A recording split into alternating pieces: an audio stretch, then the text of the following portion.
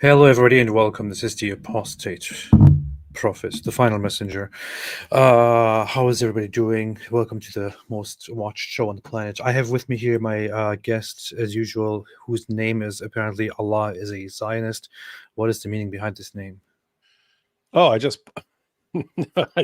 was just a tweet I just sent.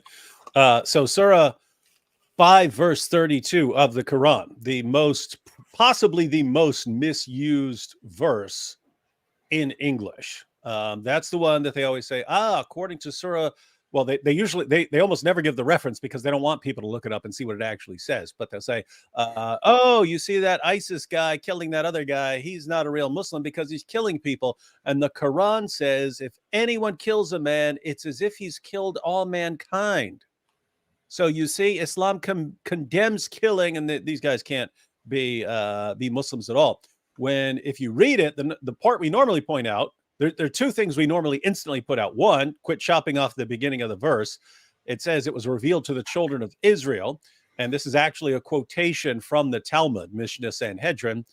So we point that out normally, and we point out that, hey, why don't you read the next verse, which is for Muslims, and it describes all sorts of punishments, execution, crucifixion, dismemberment, or exile for the vague crime of making mischief in the land. And that's a justification for almost everything that terrorists do, right? If they're waging, if they're launching terrorist attacks against a group in their own country, they say, hey, they're making mischief in the land. That's why we have to kill them. Or if they're making war against, if they're launching terrorist attacks against like the United States or something, they'll say, hey, the United States made mischief in a Muslim land. So people, there's a verse which justifies all kinds of killing for all kinds of reasons. Instead of going to that verse, they go to the verse before it, which is actually, it specifically says was for the children of Israel. So we spent decades explaining to people that, hey, when you hear these guys say, oh, if anyone kills a man, it's as if he's killed all mankind, why don't you actually read the verse and then read the verse that follows it and then make an informed decision. But a lesser known detail of that verse is that verse says that Allah gave authority to the children of Israel to kill people who make mischief in the land. Now notice this is divine authority in the land. What land? Is it A, China, B, Australia, C, Canada, or D, Israel? China. Right. So according to that verse, Jews have divine authority to punish anyone who makes mischief in the land. Can you think of anyone who, from a Jewish perspective, has been making mischief in the land of Israel within the past day or so? I can. So anyway, I just pointed out, wait a minute, like this is Allah saying that he gave Jews authority to punish anyone who makes mischief in this land. So they have the authority over the land. What is that? It sounds like Zionism to me. Yeah. So, what is currently going on is it has been going on all day. Right. I'm turning this down. We are what's going on? Okay, yeah, whatever. So what happened is the whole day now, Israel has been at a very serious conflict with Hamas, with the terrorist organization Hamas, which is only one part of the Palestinian governance, if you can even call it that.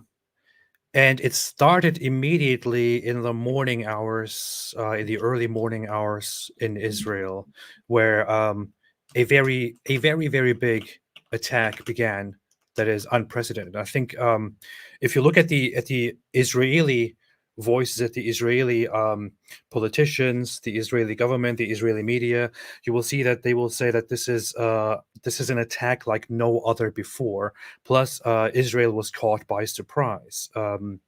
Apparently, there is a lot of discussion, a lot of blaming Israel in this as well. The population is blaming Israel as well because apparently there was a huge gap in information, in intelligence, and somehow Hamas, which was planning this attack in advance, quite a few days in advance, with probably in collaboration with Iran and other governments, found a loophole and sent its people, its terrorists, directly into Israel on Israeli soil and started attacking. And we got images of Hamas actually walking down the streets of Israel and shooting people randomly, dragging people out of their homes, stopping cars, murdering people, dragging them out, stripping them naked, spitting on them, humiliating them.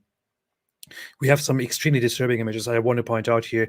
We might I don't want to focus on that, but we might show some footages that are very, very disturbing. So I guess the age restriction will be put on here afterwards.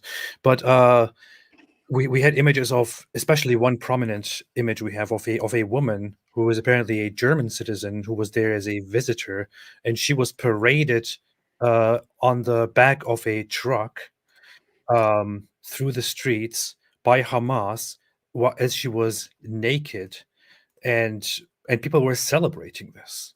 People were celebrating this. This is one of the shocking images that emerged. I'm not going to show the video at the moment, but here it is. She is identified as Shani Luke, who is of German citizenship. She was there as a guest, as a visitor in Israel for a concert, for a music festival, and she got caught in the middle of the terrorist attack, of the invasion. Has nothing to do at all with any of this. It's just somebody living their life, and she is one of the she is one she sh- hers is one of the main instances right now that are known everywhere, who was dragged through the streets naked among cheering Palestinians, and people are still celebrating this kind of stuff. This is only one of those images. There's so much out there of them committing atrocities in the streets, shooting people down, innocent lives for no reason at all. And people call this resistance, and people make excuses for this. It is horrible. So is this are these videos like confirmed? Because I never trust the videos, because Yeah. it's happened over and over again. Someone will share a video and everyone will go, "Oh, look at this," and then like someone will post later, "That's a video from 3 years ago." They just reposted it. It's from No, a I made sure to check. from a completely different country and so on. I made sure to check. I'm not sure about this one right now, but I'm pretty sure this is And authentic. that's what I mean. It would make perfect sense for this to be happening, but there's been like 80 other things that would make perfect sense for that to be happening. And so some people just take the same video from like 10 years ago and then repost it and stuff. So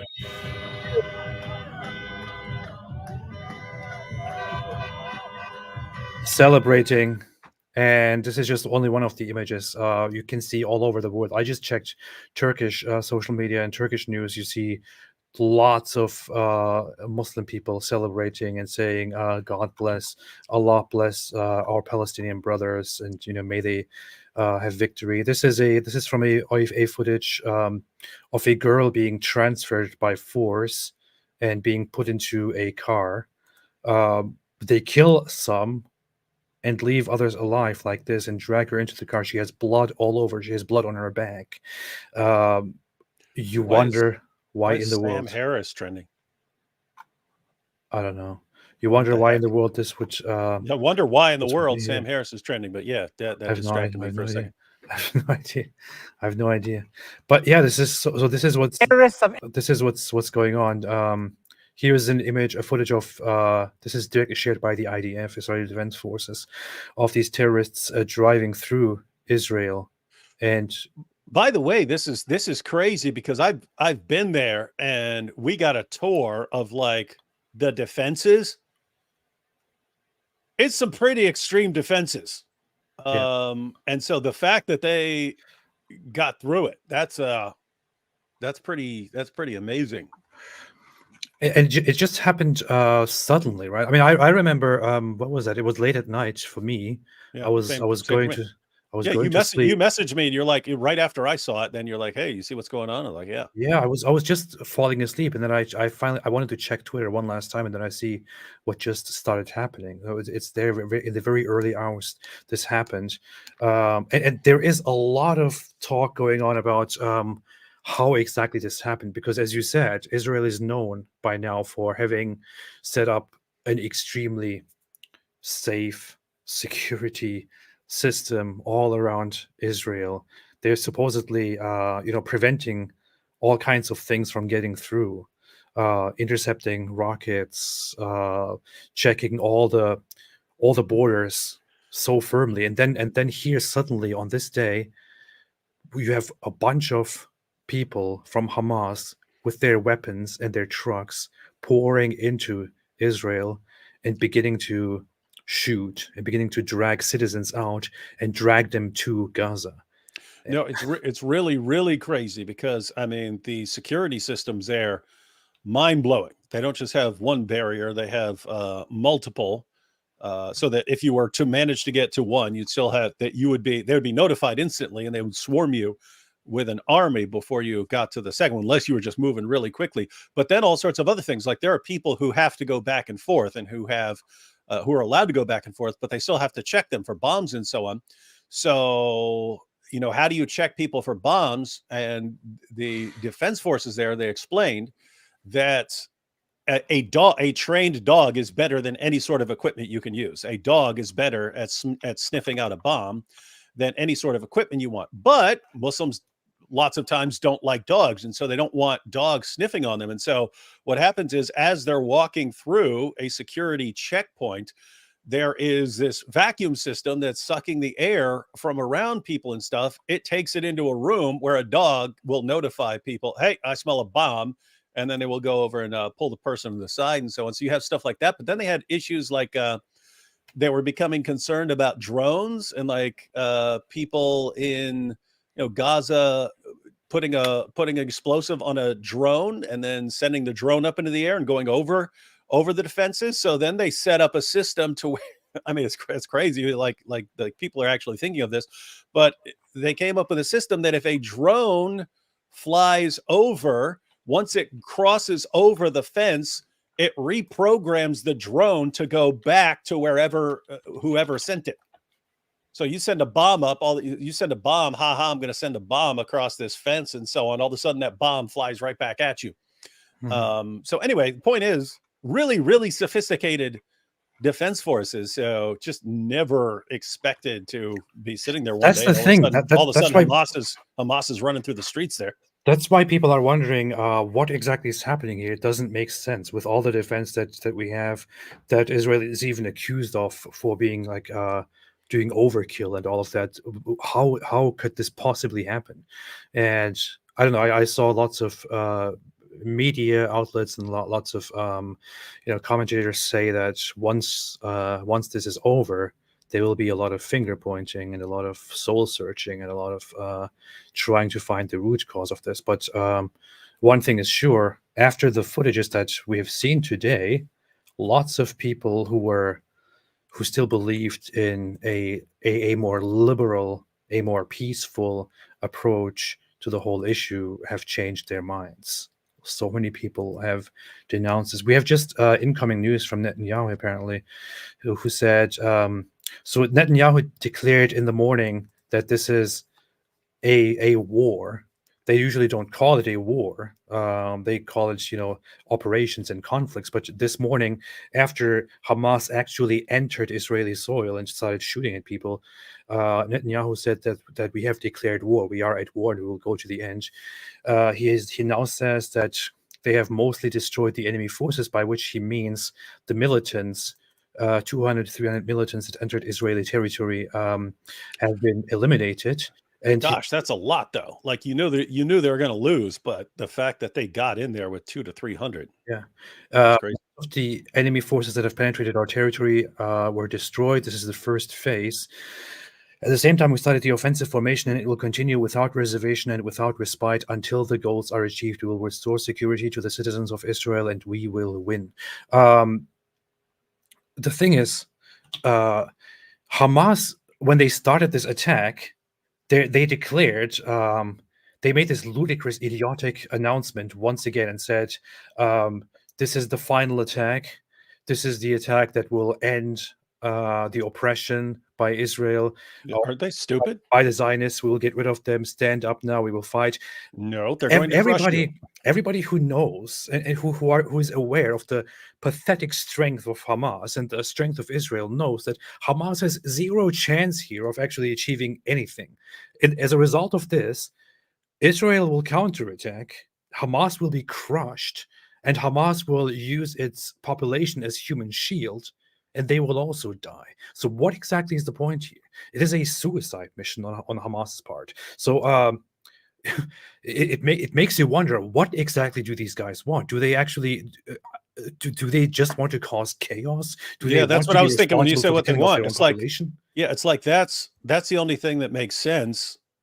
But that's, we're assuming they're thinking rationally, and that chaos is the only thing that makes sense. Because I mean, keep in mind, so you got, let's say 200 jihadis, and they go storming there, and those guys get killed or captured, and maybe a couple of them get away and so on. But then it's the other people in Gaza who are going to be on the receiving end of the retaliation. And it's like what it reminds me of how like the Dawa guys are with critics or something, in the sense that if they insult you, they don't seem to care about what's going to come back at them, right? Like over and over again. Like a simple example, they'll call you apis, knowing that you're going to make fun of Muhammad in return, and they're not supposed to do that. That's a bad idea. They're in theory, they're supposed to be more concerned with you not making fun of Muhammad than with getting to call you a name or something like that. But for some reason, their hatred for you outweighs any sort of rational thinking. As long as, hey, we called him a name, okay, he called our prophet names and made fun of our book in response, but hey, we called him a name, didn't do anything to him, but and so it's like their hatred for other people, like it's like it overwhelms any sort of rational thinking here. Because I mean, notice, it's okay, whatever you do, whatever you accomplish against Israel, you're going to get it worse. You're going to get it worse here, and you're not going to win. And it's just amazing that people will celebrate, yay, we killed that lady, or we killed that person, victory. And it's like, are you serious? They're going to crush you, and you're going to solidify people's resolve. And I mean, just think, they've been offered a two-state solution over and over and over again. They always reject it. We reject it until we completely crush Israel and wipe them off the map. And then you've got the rest of the world all saying, hey, give them a state, give them their own state, step out of there. And then this happens, right? This happens. And this allows Israel to explain in the future, this is why we cannot grant these people what they want, or even give them a solid base where they can launch operations from.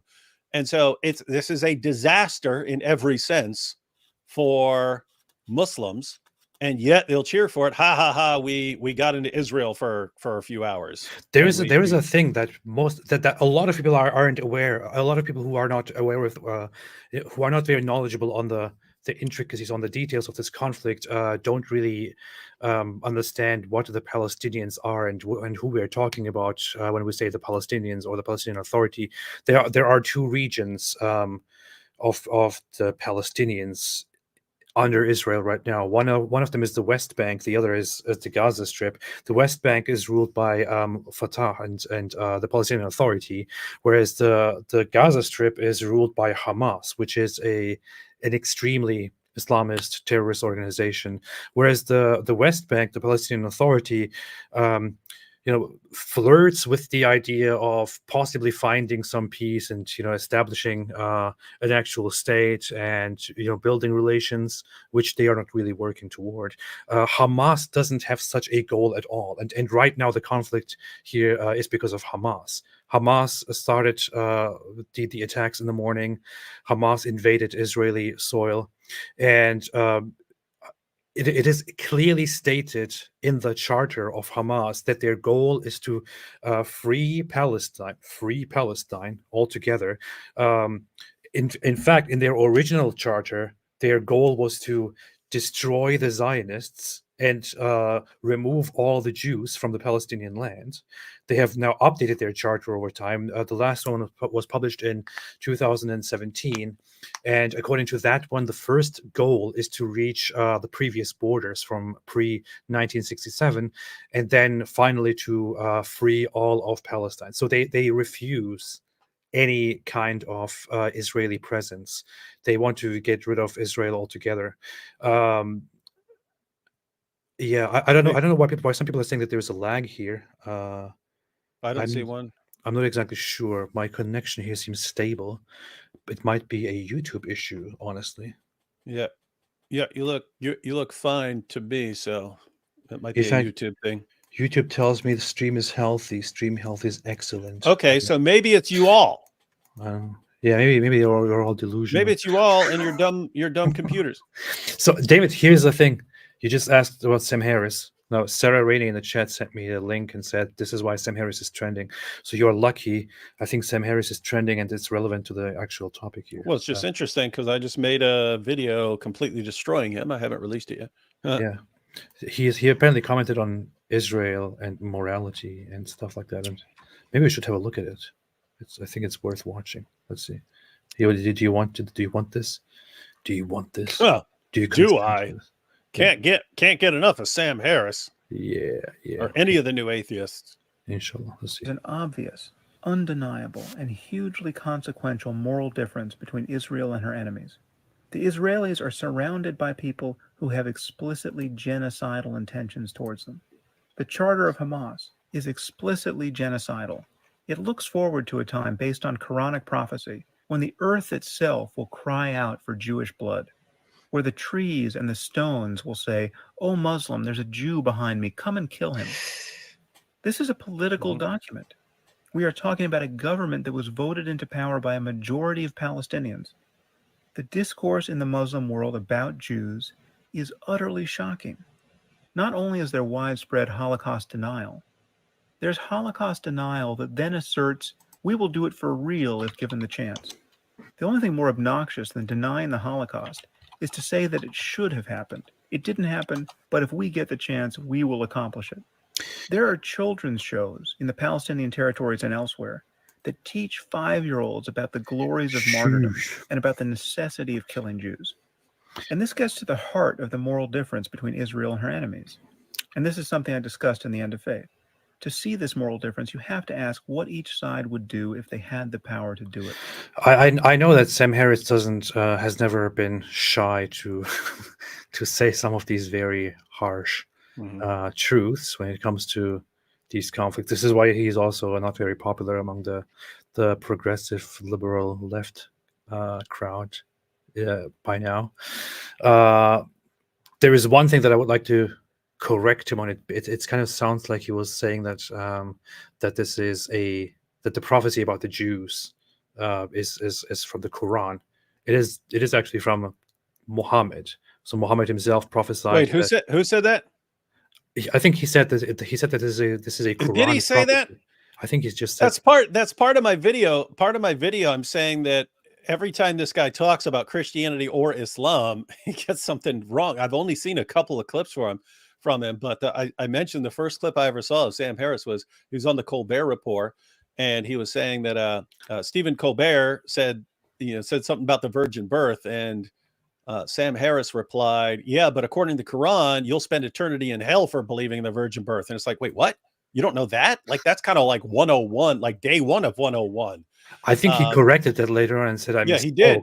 He did because I pointed out and he misspoke, and that's fine with me, right? Like you're on camera and stuff like this, and you're firing back and forth and stuff. But then he was at Idea City. The next thing I saw was he was at Idea City, and he's talking about Jesus, and he said, "Yeah, you catch Jesus in some of his better moments, and you get like the golden rule. But at other times, he says things like, 'As for my enemies who didn't want me to reign over them, bring them here and slaughter them before me.'" I was like, wait, dude, have you ever read that chapter? Have you actually read that? So anyway, I've always, ever since then, I've thought of him as a guy who talks. He learned some. He's obviously extremely, extremely smart and a good speaker and so on. but Alhamdulillah. pretty sloppy in his knowledge. So if you're saying he just said it's in the Quran, that's interesting. By the way, do you remember? Do you remember like maybe 7 or 8 years ago when all the Hollywood celebrities signed that document against the Hamas charter? It was tons of people. It's like all these. I mean, like a bunch of like TV stars and movie stars. Oh, I signed remember. this I remember document. it. Yeah. Yeah, and it said, "We condemn the Hamas charter for saying that the end will not come until Muslims fight the Jews, and Jews are hiding behind rocks and trees, and the rocks and trees are saying, here, come and kill me. We condemn Hamas for saying this, and they need to remove this from their charter," and so on. And everyone signs this until people like me point out that that's not them making this up. There's a quote from Muhammad, and then no one condemns it. And it's like, so it was impressive. It's like, wait, Hollywood, these are like the most pro-Islam guys on the planet, and all of a sudden they were condemning a quotation from Muhammad, but only when they didn't know it was from Muhammad. As soon as they found out it was from, as soon as people find out that it's from Muhammad, they don't condemn it anymore.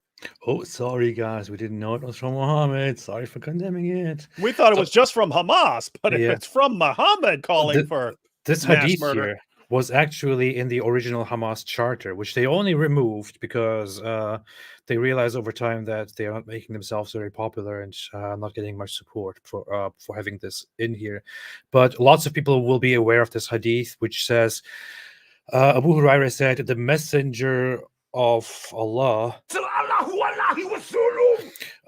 said, the last hour will not come until the Muslims fight against the Jews, until a Jew will hide himself behind a stone or a tree, and the stone or the tree will say, 'Oh Muslim, there is a Jew behind me, come and kill him.'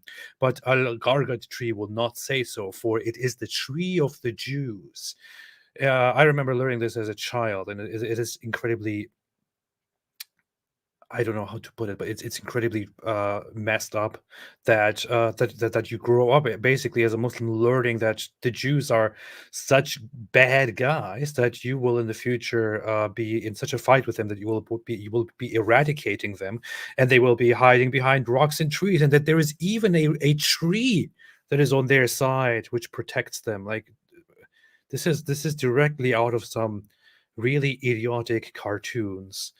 But it's not. It's out of Muhammad's mouth apparently. So this is what Muhammad said according to the hadiths, and this was included in the original charter of Hamas. So that is the Hamas existed from the beginning until now to get rid of Israel and to remove the Jews in one way or another. And people really think that there is some way to to come together and make peace with those guys and to find some common ground and to establish a two-state solution with them. It's the same thing over and over again. Like it's a parallel. It's a much bigger, much bloodier, much worse parallel with what we just saw on the PBD podcast. It's like everyone, hey, let's build bridges. Like, it doesn't work when one side wants to annihilate the other. It just doesn't work. You need to focus on other things.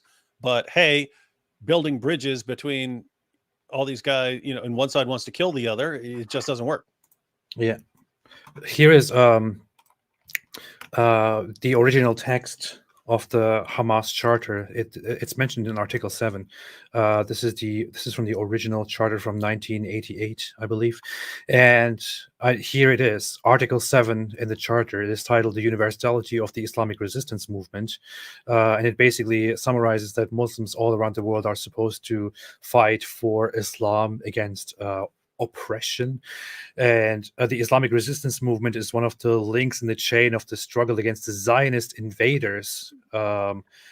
It mentions the Muslim Brotherhood, jihad all over, and finally it says here, the Prophet may Allah bless him and grant him salvation, has said, "The day of judgment will not come about until Muslims fight the Jews, when the Jews will hide behind stones and trees. The stones and trees will say, 'O Muslim, servant of Allah, there is a Jew behind me, come and kill him.' Only the Gargat tree would not do that because it is the tree of the Jews."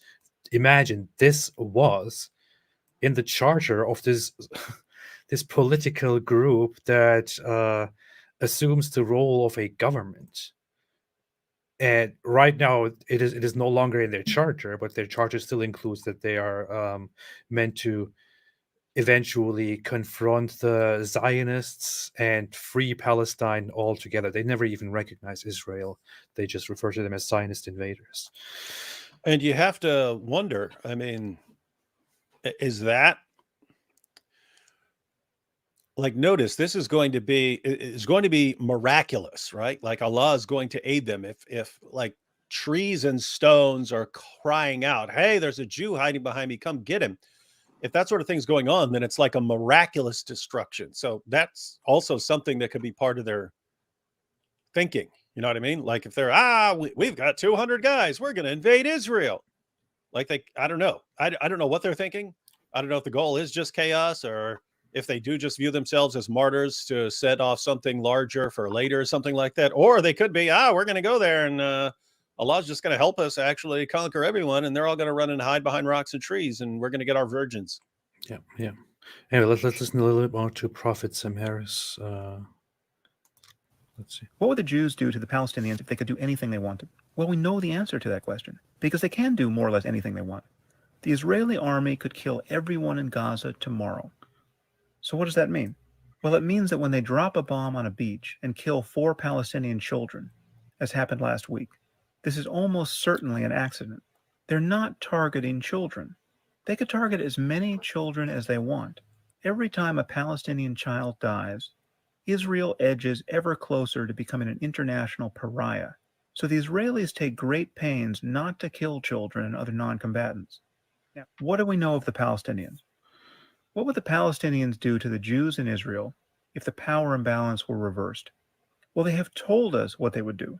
For some reason, Israel's critics just don't want to believe the worst about a group like Hamas, even when it declares the worst of itself. We've already had a Holocaust and several other genocides in the 20th century. People are capable of committing genocide. When they tell us they intend to commit genocide, we should listen. Okay, yeah, so the general takeaway here is pretty much, if the power was all in Israel's hands, there wouldn't be genocide. If the power was all in the hands of the Palestinians, there would be some really messed up stuff would go on, and I think we have seen a hint of that today already in the video footage and the pictures that have spread across the world, which have made Hamas really, really unpopular among those who were on the fence, and still popular among the insane people who think that this is somehow a struggle for the truth and for Allah.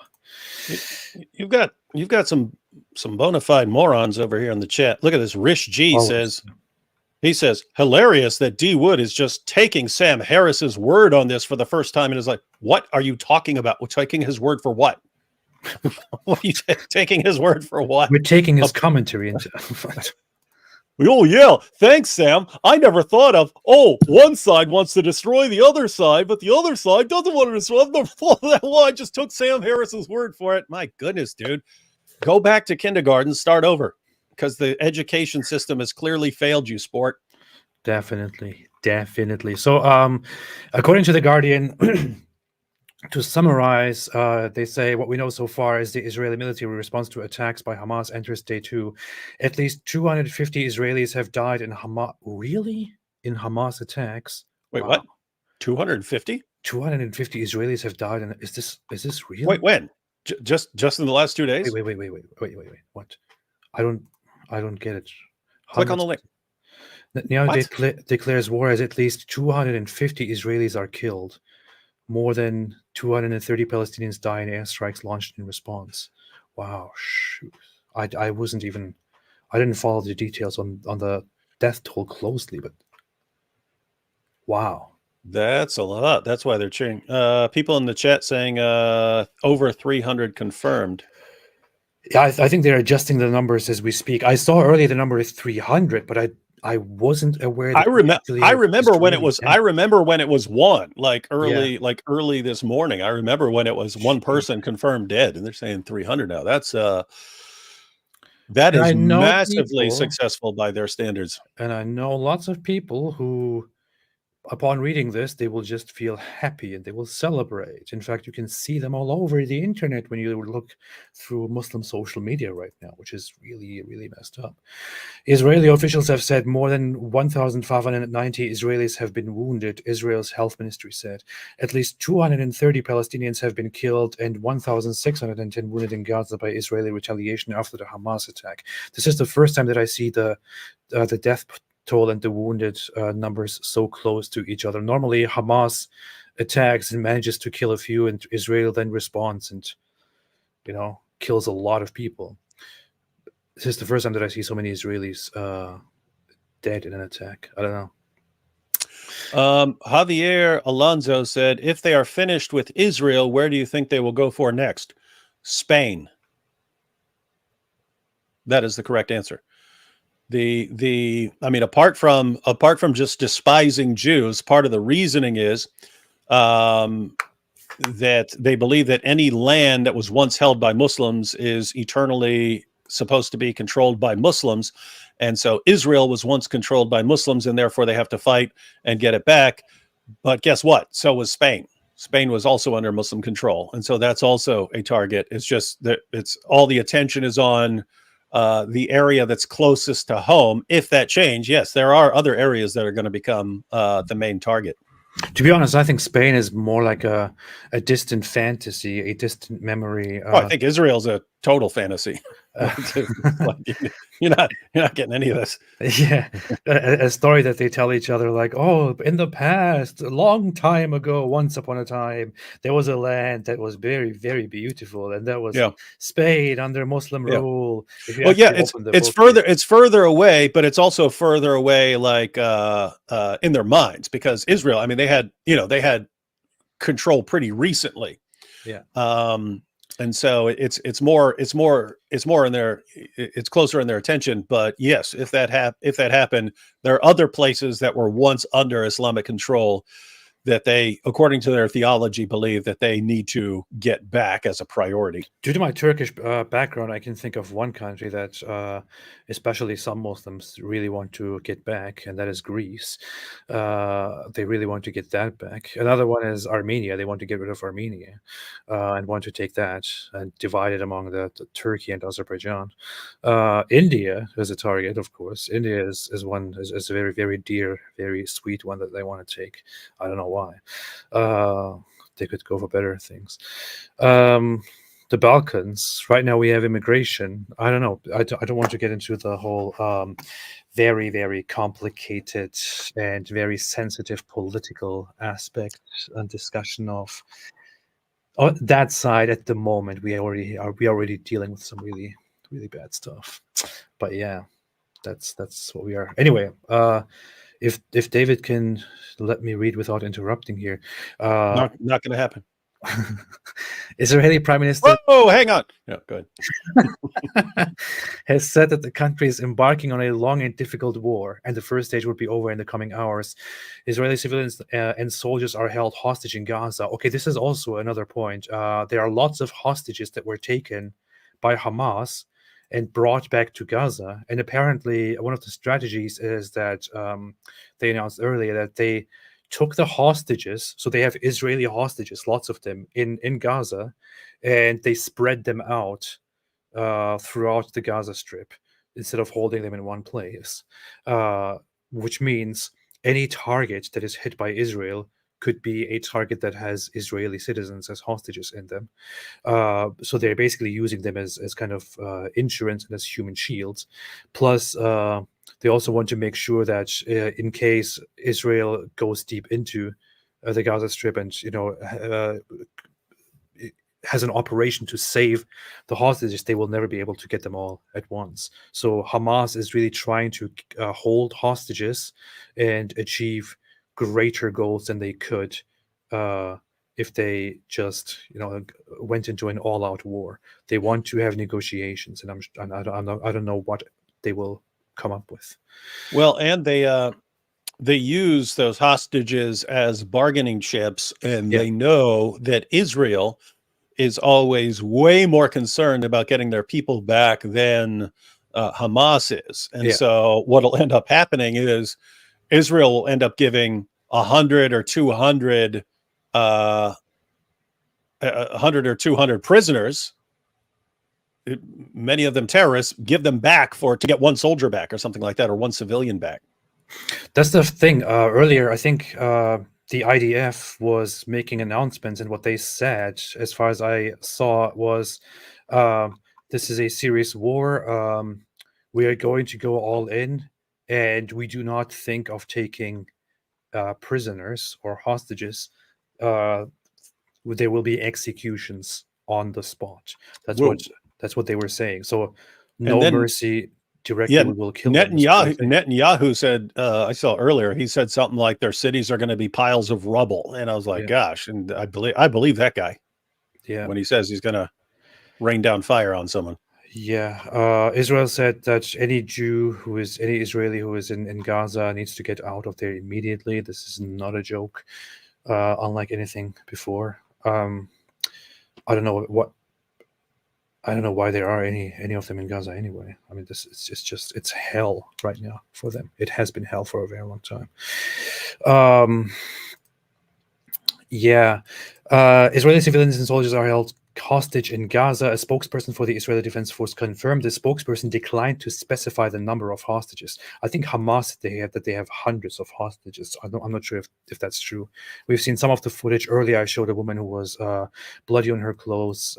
She was being dragged into the car. So they are just taking random citizens from their homes and cars outside, throwing them into their trucks and their cars and driving them over to Gaza as hostages, which is, I don't know. Joe Biden condemned it, said United States stands with Israel.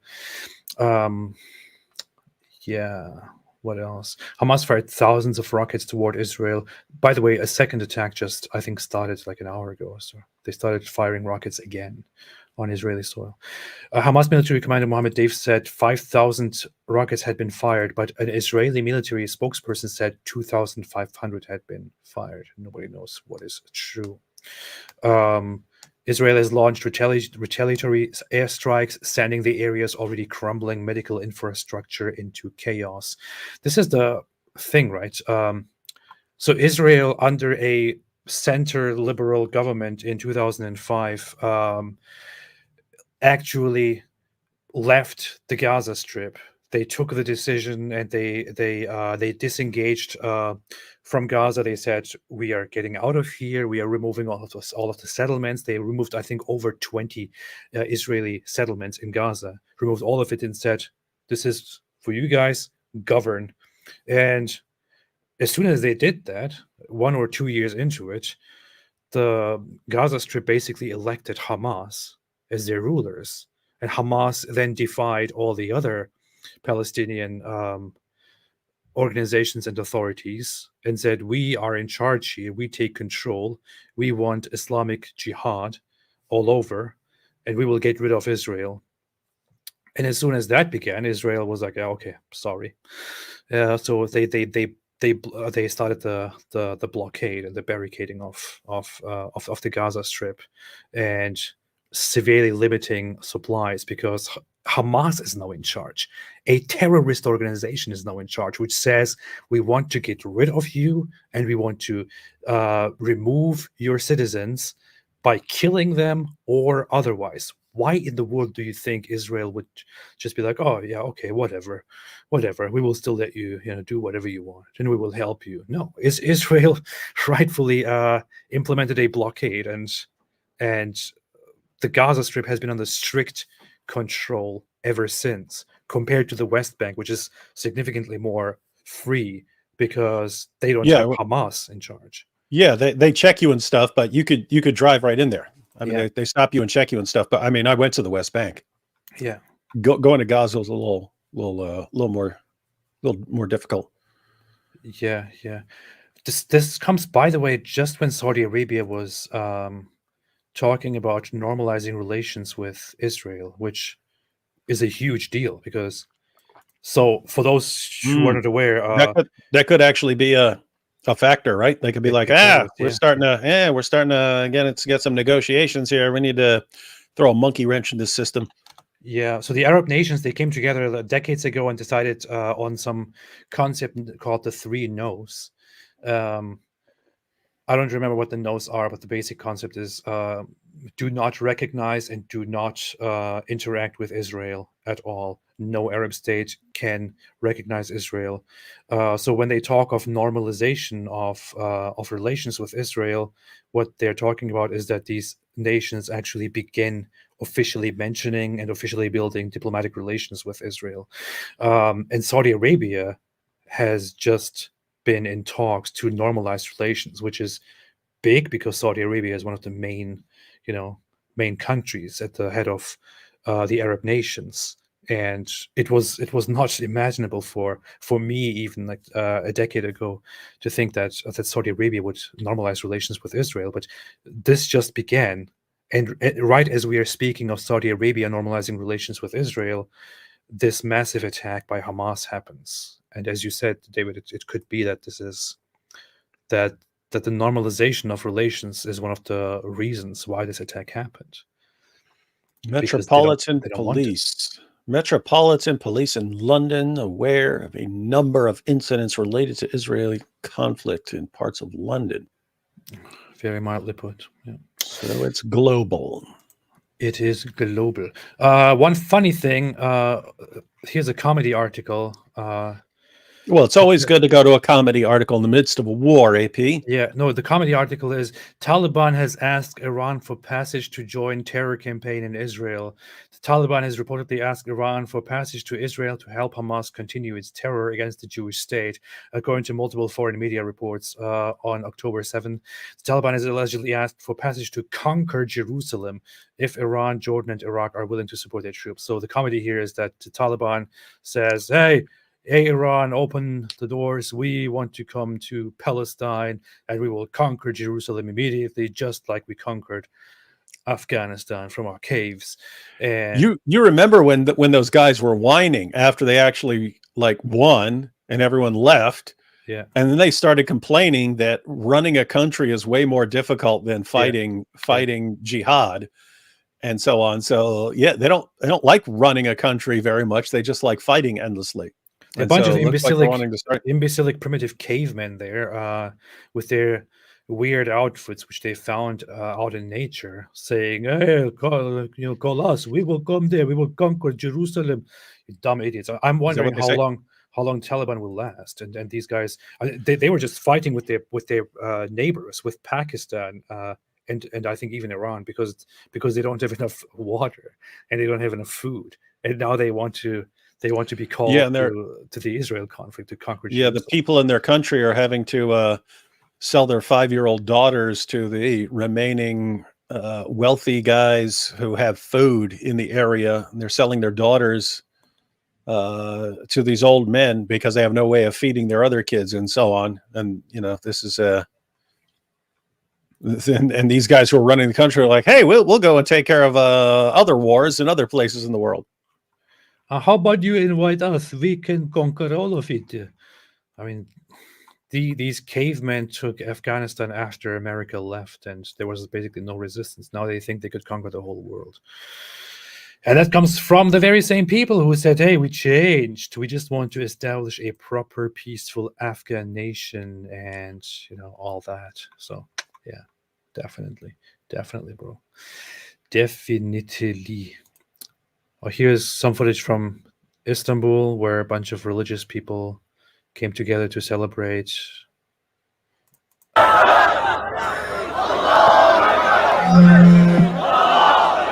Imagine there's footage spreading across the world of terrorists dragging people through the streets, stripping them naked, having probably raped them, as it seems, killed them, tortured them, spitting on them, doing all kinds of other things on them.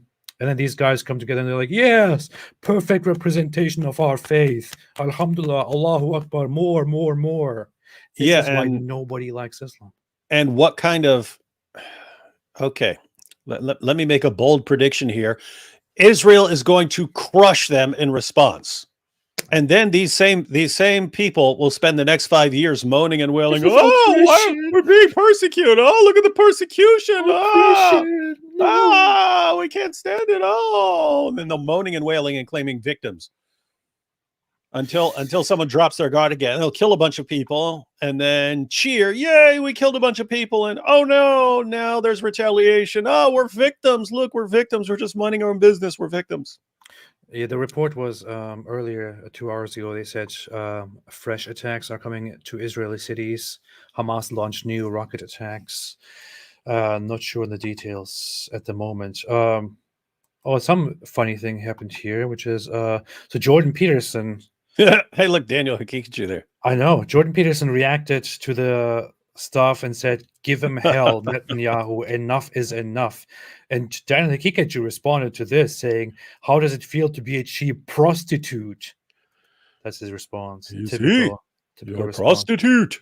You are a prostitute. This is what they go to. It's always hilarious. The guy who promotes sex with 4-year-old girls always seizes the moral high ground against people who are morally superior to him in every possible way.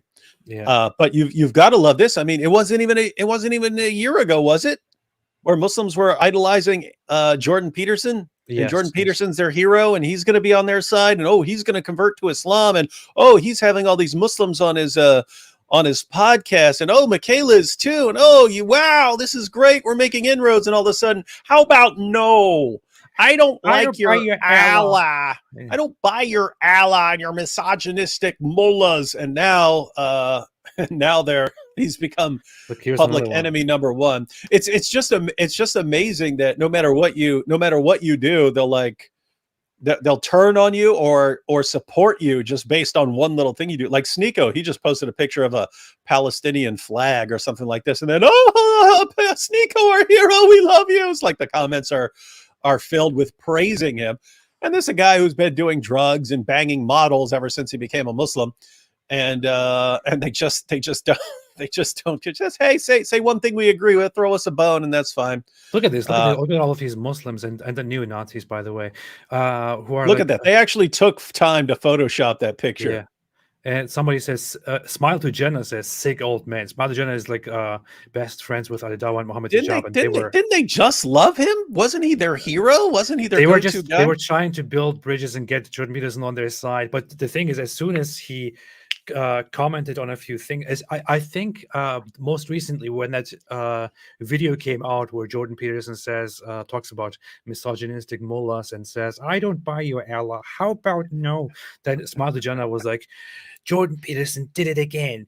He's very ignorant, very Islamophobic," and so on. So but even here you have Mohammed Hijab who's coming here. Do you think Netanyahu is going to give Hamas hell, or do you think he will intentionally bomb the most densely populated civilian area while he hides in cowardice behind his fortress walls?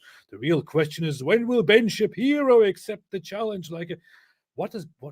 Yeah. How does this When will Ben Shapiro? No, these dudes are nuts. But I still find it amazing that look at me. You know you're done.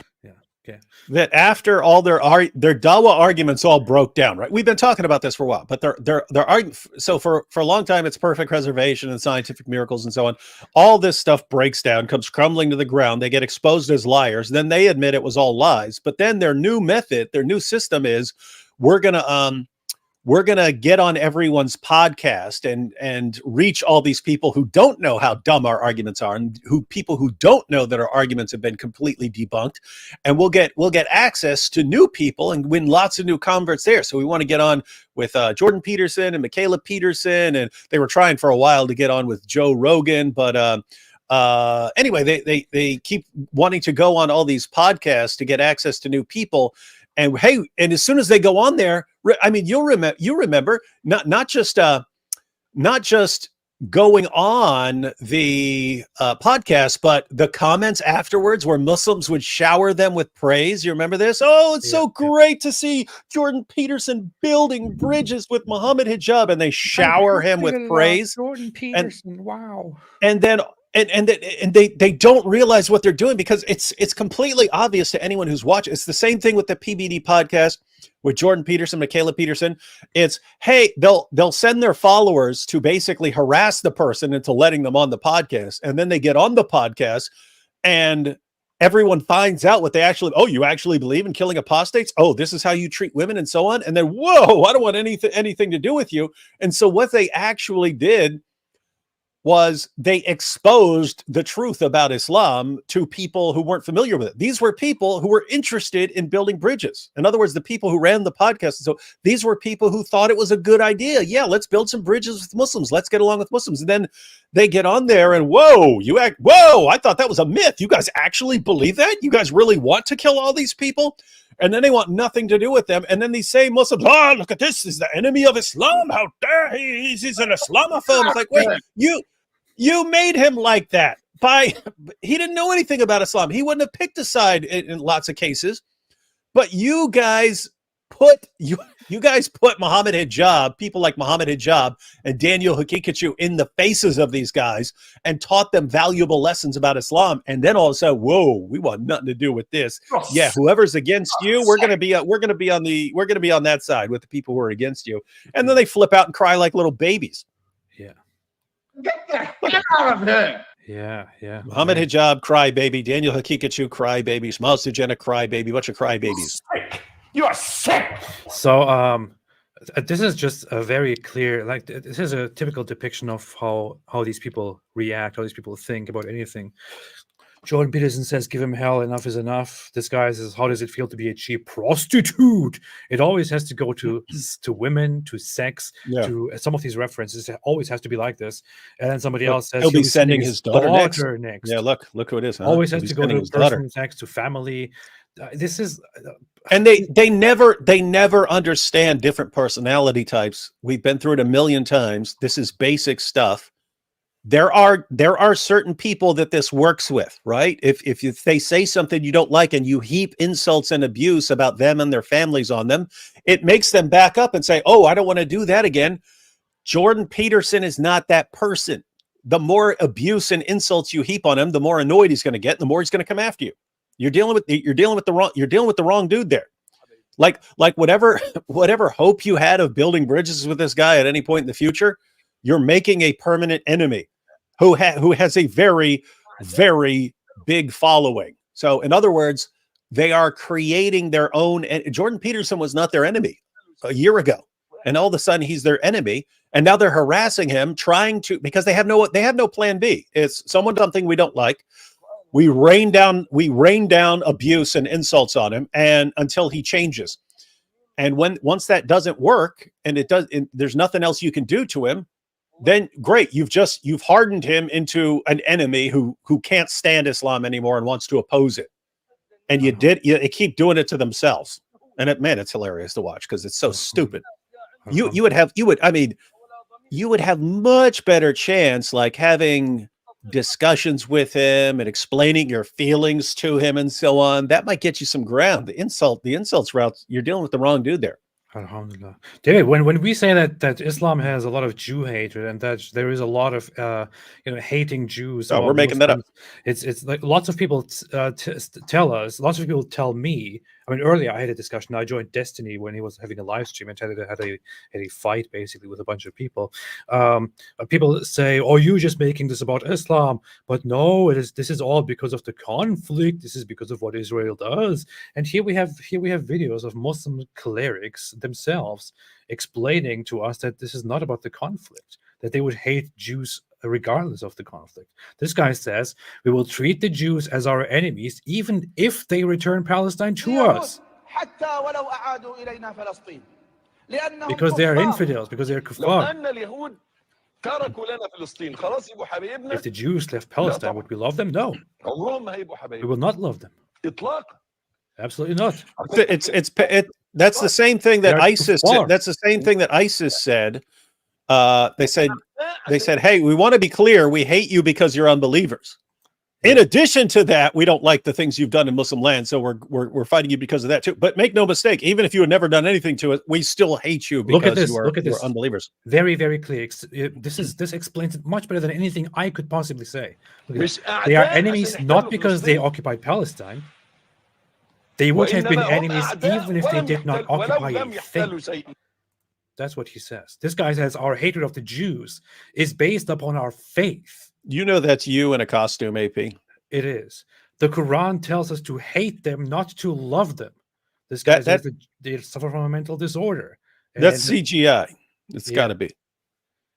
So these guys, as Muslims, our blood vengeance against them will only subside when, with their annihilation, Allah willing. The worst enemies of the Muslims after Satan are the Jews, who said this, Allah did, and so on. So we are not making this stuff up when we say these things. It is the Quran vilifies them, the Hadiths vilify them. The Hadiths say that they will inevitably fight and kill them. And even the rocks and trees want Muslims to kill them. It is not restricted to the conflict, but the conflict simply brings out the worst of it in the most horrible ways. Here you have crowds of Palestinians cheering while a truck of these Hamas militants drives by that has bodies of Israeli citizens in them. Always remember these videos. Always remember these videos. Again, the instance of that one woman being filmed, being transported into a car by force, into a vehicle by force, then taken as a hostage. There is so much stuff going on here. What was that? I wanted to bring up that one video, which if I can find that. But David, if you want to add anything else, I'll do that quickly. Nope, we're good. What do you mean? No, you're supposed to talk here while I'm looking for stuff. This is what you do. This is what you're here for. Pull up some comments and I'll respond to them. Oh yeah, let's pull up. While you're looking for stuff. The Real Masker said this feels like it was the all or nothing moment for Islam. People all over the West are waking up to the one thing justifying this terror, Islam. I want to just give a very brief take. I'm sorry, but I think humans are incredibly stupid. And even if you bring out the worst of the worst of the worst, tomorrow they will still think, maybe we can find some common ground. Yeah, but go ahead, David. Yeah. It does seem like things are changing in the sense that, well, you've got the avalanche of apostasy. So there are lots of Muslims and Muslim leaders who, whether they acknowledge it when they're thumping their chests in other contexts, because you notice they've got like these two faces when they're talking to us, ha ha, we will take over the world, ha ha. And then when they're behind the scenes, what are we going to do? This is the avalanche of apostasy. We're falling apart, man. We're not going to make it, man. It's game over, man. Game over, right?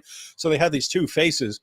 But you know, when you see these guys panicking over the avalanche of apostasy, in their minds, it's, wait a minute, Allah is supposed to be blessing us to take over the world. What's going wrong here? What's going on? What in the name of common sense is going on?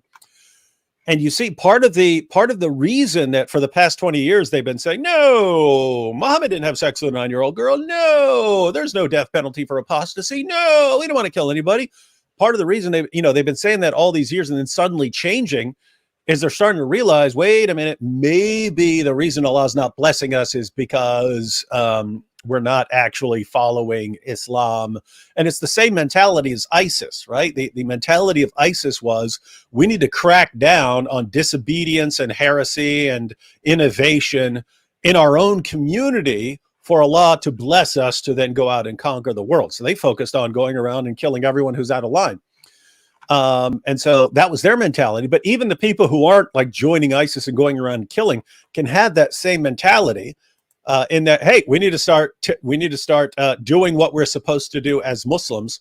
And so we need to take some radical steps. And so looks like that's part of the idea that's going on here. Hey, we have to do something big. We can't just slowly be bleeding ex-Muslims all over the place. We can't just let Islam die.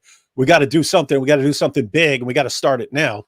And so it looks like they're setting it off and so on, and it's just going to blow up in their faces, possibly literally.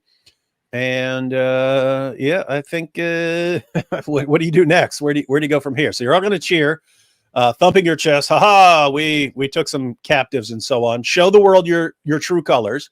But notice, for the past couple decades, whenever there would be a conflict between Israel and Hamas or something like that, there was still an ongoing alliance between Islam and the political left, and that the political left would still side with Islam.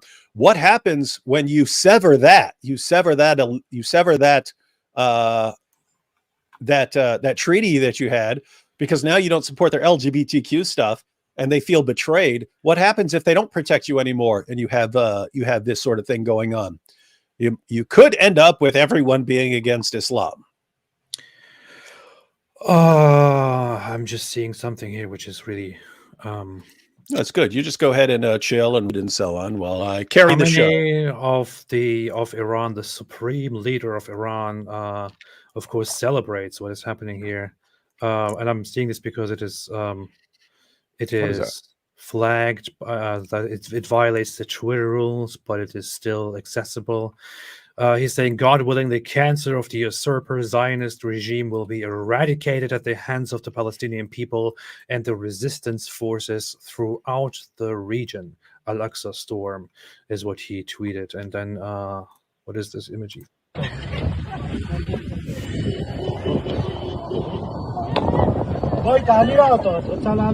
What is this? I don't know, but the community note says the people seen fleeing in this video are not members of the regime, but rather concert goers whose festivities Hamas disrupted using force and taking hostages. So, the people running from a concert that Hamas stormed. Yeah.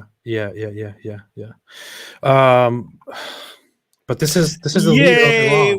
We made people run from a concert. Yay! This is the leader of Iran here. He could tweet the same thing basically when ISIS was bombing concerts several years ago in Europe, and people were running from those concerts. He could have tweeted the very same thing, slightly differently, and it would be quite similar. This is the regime of Iran. Did you just say bombing? Yes. You pronounce the B bomb, the second B bombing. That's what I do. I value every single letter that appear in the word. You enunciate. Okay, I'm gonna let you slide because you're enunciating. I appreciate and value every single letter that I read. I have respect for all of the letters that I. Well, I think your language skills are the bomb. Yeah. That's what we do in German, man. We don't leave out.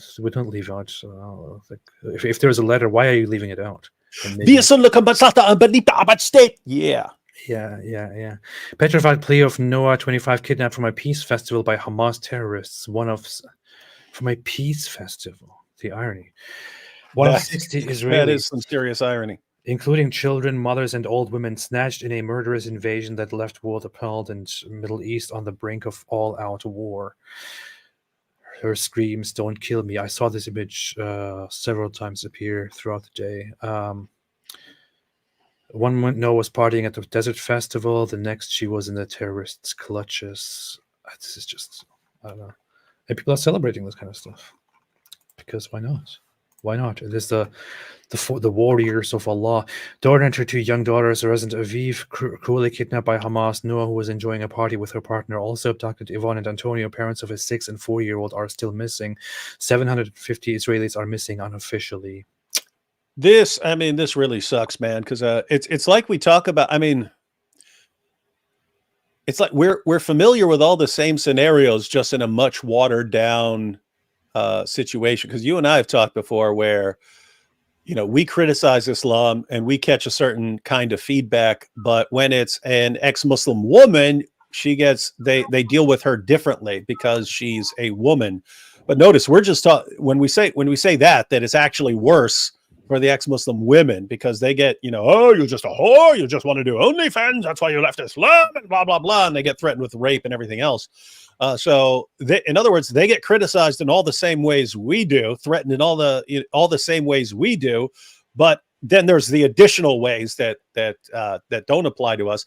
But over there, it's the same thing where, if they capture some guys and some women, it sucks for the guys and it's going to be torture for the guys. But my goodness, you'd much rather have them capturing guys than women. Yes, and we all know that they are that Islamists are not very Islamists who claim to be so moral, so morally upright. They cannot resist when they have women in their Yeah, that's power what who I'm would like saying. Can to you imagine who would like to rape them. they catch a Jewish woman or a European woman, a kafir They woman, will and they pretend to they be get so to take pure her? and so wonderful, and they will rape the women. They will Boy. rape them. They will mistreat them because they are animals. Here is the footage of mosques in Jerusalem inciting war against Israel. This is in Jerusalem. The mosques are screaming and inciting, fueling the war in Jerusalem. This is not just some. This is in Jerusalem. Are, are these people insane? I mean, are these people suicidal? Is this a suicide mission for their one population? Do they not care? This is it's. I want to say a few things. Like a lot of people come here. I saw a bunch of comments earlier that I have no respect for at all. That say, "Why do you side with Israel? Israel is the oppressor. Israel is the invader. Israel took the land."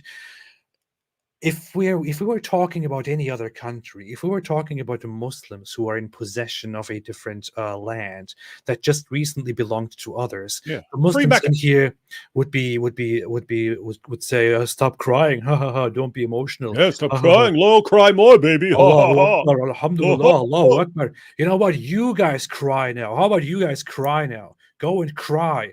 Look at the bombing of people by Israel of the Gaza Strip of Hamas, and how about go and cry now? Go and Yeah, cry. and by Ask the for way, help now. there's a I actually believe in a modified version of that response right there. Like, listen, all these Dawa guys, Daniel Hakikachu, and now Jake, and so on. You're a Christian, then you should want to kill everybody. You should want to kill everyone in the name of Jesus, and so on. It's like they believe we're supposed to act exactly like they are. So I believe in offering some level of clarification at the beginning, saying, "Hey guys, I'm just going to act the way they say I should act." Right? They say I should be obsessed with just killing and slaughtering everyone I disagree with, and so on. So okay, if that's the way they think I should act, then fine. Why should I care about any of this? Why should I be? And notice you also have the issue of, like, the new thing is dialing up whataboutism to an extreme. So if you say, hey, this guy's promoting child marriage, it's but King so-and-so in who gives a crap land in the year 975 married a child. So how can you complain about this? Right? It's like everything you bring up, no matter who's killed, no matter who's slaughtered, no matter what little girl is raped or whatever, they say, but this happened over here at this point, and you're not complaining about this thing that happened 1200 years ago. So how can you complain about this now? But notice, if you were following that exact same logic, anytime they complain, look at what happened, look at what Israel did, it should be following their own reasoning. But what about what Muslims did over here? What about what Muslims did over there? What about therefore you can't complain about Israel at all, following their own logic. Keep in mind, I don't believe that. I don't believe that. I believe in the human rights of people, both for the people of Israel, for the Palestinians as well. I would like to see a solution that works for everyone. We're just stuck in a situation where one side demands the annihilation of the other side, which makes a solution impossible. There is no solution, which is why I have no respect for the lives of those who are not up to discuss and to find a solution, to find peace. If they are here and they explicitly state their mission to remove Israel from existence and to say, this is our land, you have no right to take our land, we will kill them all if it needs to be. I'm sorry, I have absolutely no respect for ain't your land. Lives. Ain't your land. Look who's on it right there. What? Who's it? What? Who's got the land? You see what I'm saying? Like, that's our land. What? You ain't running, but what are you running? What do you guys run? What do you run in Israel? You don't run anything. Here is the thing. Now, first off, I don't want to go and start lecturing people about the history of Israel and Palestine. I did it already before in a long video. I published a video on the Israel-Palestine conflict years ago. You can watch it if you want to see my take on it. And the Zionists who wanted to take that land did not want to take it because they have a holy claim to that land, because they are like, oh, this land was given to us by God, therefore we should live there again, it belongs to us. That's not what happened. the Zionists, the original Zionists, the father of Zionism, basically, as he's seen, Theodor Herzl, who wrote Der Judenstaat, the Jewish state, at the end of the 19th century, he was as secular as it gets. He didn't envision a religious state. They envisioned a state where Jews can live in peace without being persecuted by others for their ethnicity or their religious ideas or whatever it is. And his idea was, should we go to Argentina, which is an option for us to go, or to Palestine, as he even wrote it? As he said, Argentina is a good idea because we could start a new life there, make arrangements with the people who own the land, and build something there.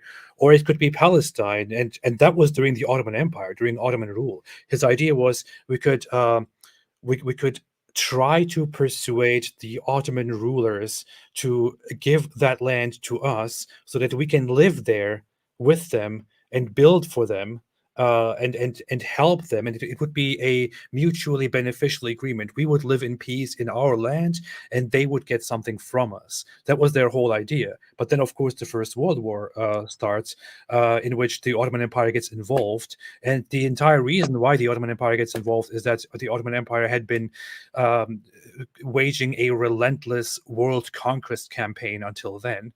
The Ottoman Empire gets involved.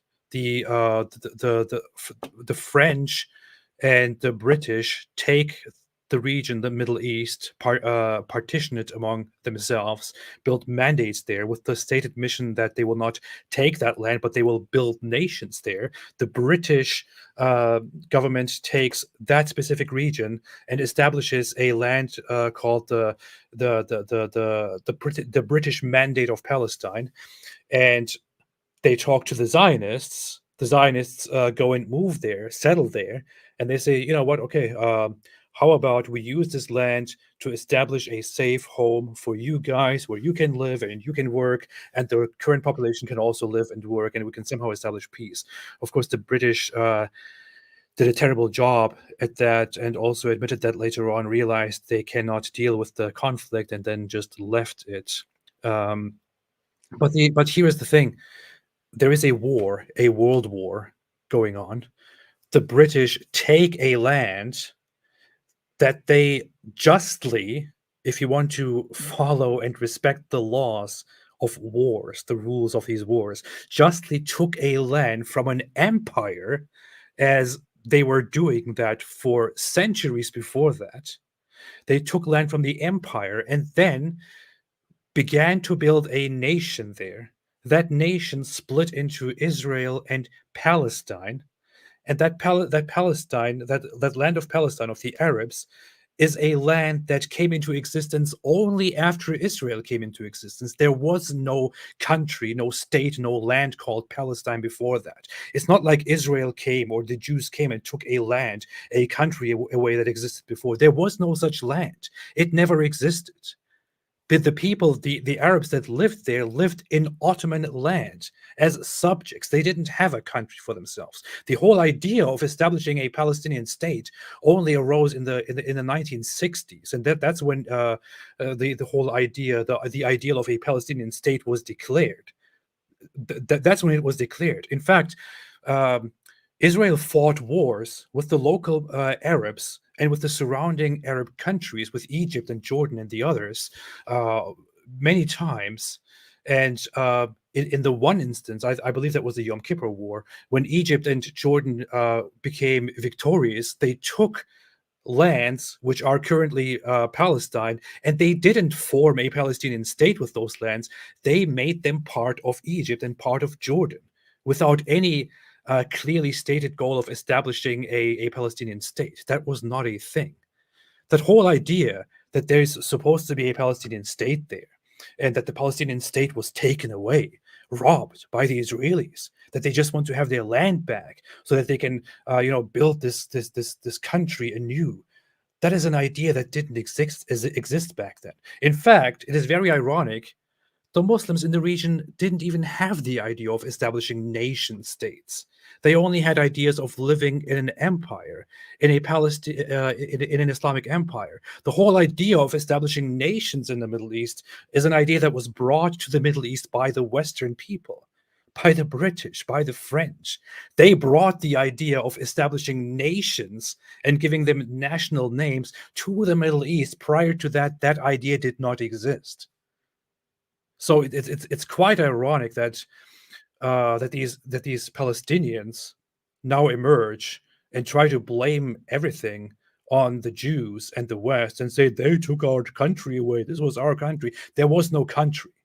There was no country. And I'm sorry, several wars have been fought since then over the last century.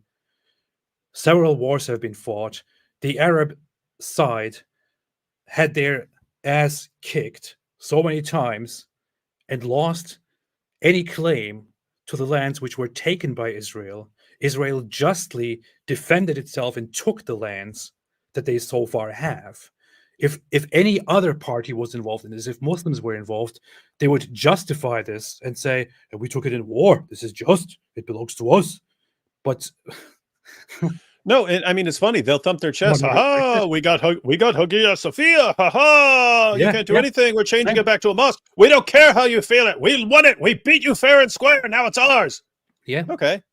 Isn't it amazing? Like the rules always apply in one direction. of course. Hey, if we took something, hey, that's how life. Sorry, life's hard. Sucks to be you if you don't like it, but that's the way it is. We took it. It's ours.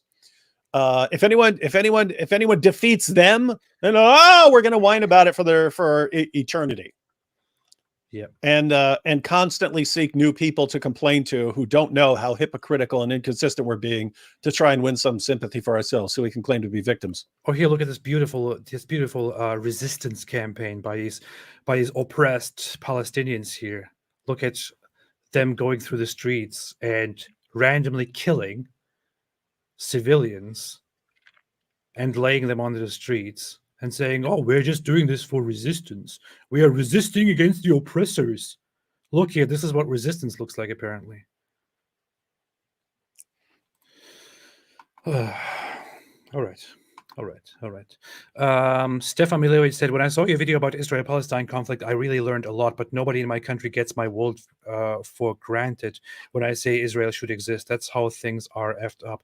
Stefan, you are from Serbia, right? And I think Serbia, I guess, in geopolitical matters, sides more with the Russia side, which sides right now more with the Palestine and Iran side. So correct me if I'm wrong. I think that might be the reason, unfortunately. And a lot of people in the West also have that same attitude. A lot of people who want to be edgy, who want to be leftist, communist, socialist types, who want to just counter the narrative, think, oh, how dare you support Israel? Israel is religious. How dare you support a religious state? We support the Palestinians. Palestinians have a right to exist. And somebody earlier also here came and said, AP, I don't understand why you would support, why you would side with the religious ones. Are you kidding me?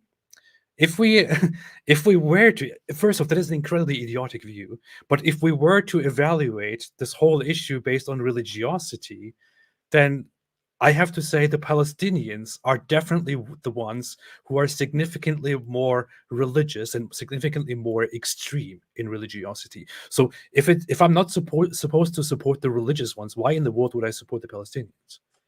Especially since they believe that I shouldn't exist, that I should be executed, and they would probably kill me if I went there. People are retarded, I swear. Oh, yeah. David, do you want to say anything about this? No, just I've been to Israel, and I mean, you hear the call to prayer over the loudspeakers for the mosques. We were right out. We were close to the Temple Mount, and there are Christians there preaching on the street corners, just Christian street preachers out there. So you do have plenty of examples of intolerance and so on, but I have to say, given that this is like the center of religious conflicts for a lot of people in the world, they do a pretty good job of maintaining the peace there, considering the amount of hostility and how difficult it is to deal with the different groups and so on. So anyway, Yeah. Yeah, alhamdulillah, alhamdulillah, We're alhamdulillah. proud of that. Unapologetic Apologetics said, here's my jizya, which I would gladly give to you guys before Hamas any day. Also, HMU for that discussion on beauty. What does HMU mean again?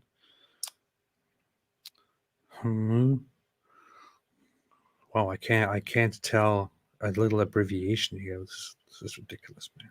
What does that mean? David, what does it mean? I thought you speak English. What is this? No idea. Hit me up. Hit me up. Oh, this is okay. This is I see. Okay. Okay. Sorry. Yeah. I will hit you up. I see now. This is a personal reference. We have to have Wait. that discussion. Yes. Is this our buddy? Yeah, it's our buddy. It's Oh, our buddy. okay. And I had This is the I had other- a long discussion. This is the other David. Yeah, it's the other David. Yeah, it's It's the real David. the lesser David. Yeah, I had a long discussion with him when we met about the philosophy of beauty and objectivity and all kind of stuff. And it was an amazing discussion, and we are supposed to continue that. Yeah. Goan's Telepon said, if King David was here, Hamas would be gone. Well, I mean, you do wonder. I mean, you just can't put up with this forever, right? You don't want to just forever. We're going to have these people over here, and they're going to keep trying to kill people, and then there's going to be retaliation to crush the people, and then people are going to be more miserable there, and then they're going to support more terrorist attacks and so on. You think, okay, you got to do something to deal with that at some point, right? Well, I mean, what do you do? I mean, apart from crushing everyone, which you kind of don't want to see, but you wonder what other options are there. It's just a sucky situation. Look at these people. Brianna said, AP, you freaking millennial, LOL. Yeah, for real. Malalut said, AP, you Boomer. boomer. Yeah, exaggerate. Come on. It's not my first language. Of course, I will not get all of the abbreviations, which is just my excuse right now that I can think of. Maybe I can think of a better one later. I don't know. Aaron Hook said, I've seen reports that Hezbollah has told the Egyptian government they will start attacks on Israel if there's a ground invasion of the Gaza Strip. Good luck with that. Oh no, Hezbollah's coming. Oh, no. Everyone is so scared of Hezbollah. Oh.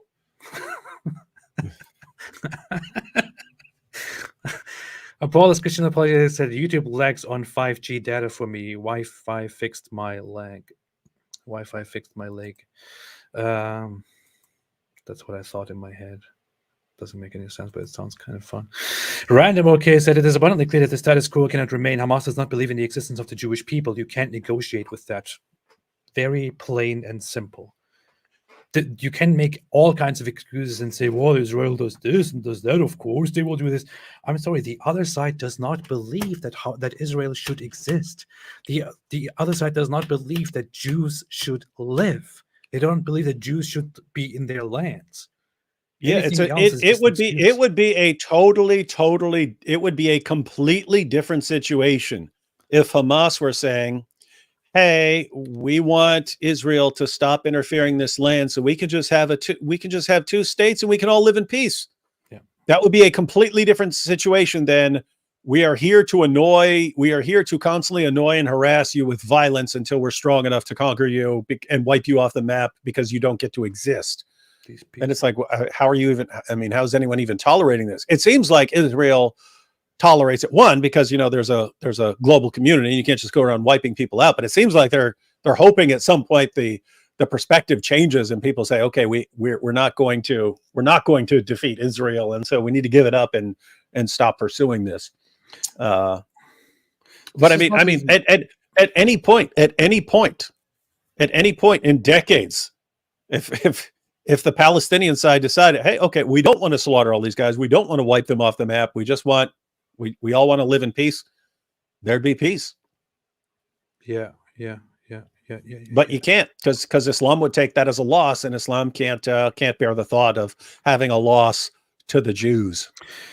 Isa 87 said the PA Palestinian Authority recognized Israel's right to exist decades ago, while Israel is yet to recognize Palestinian statehood.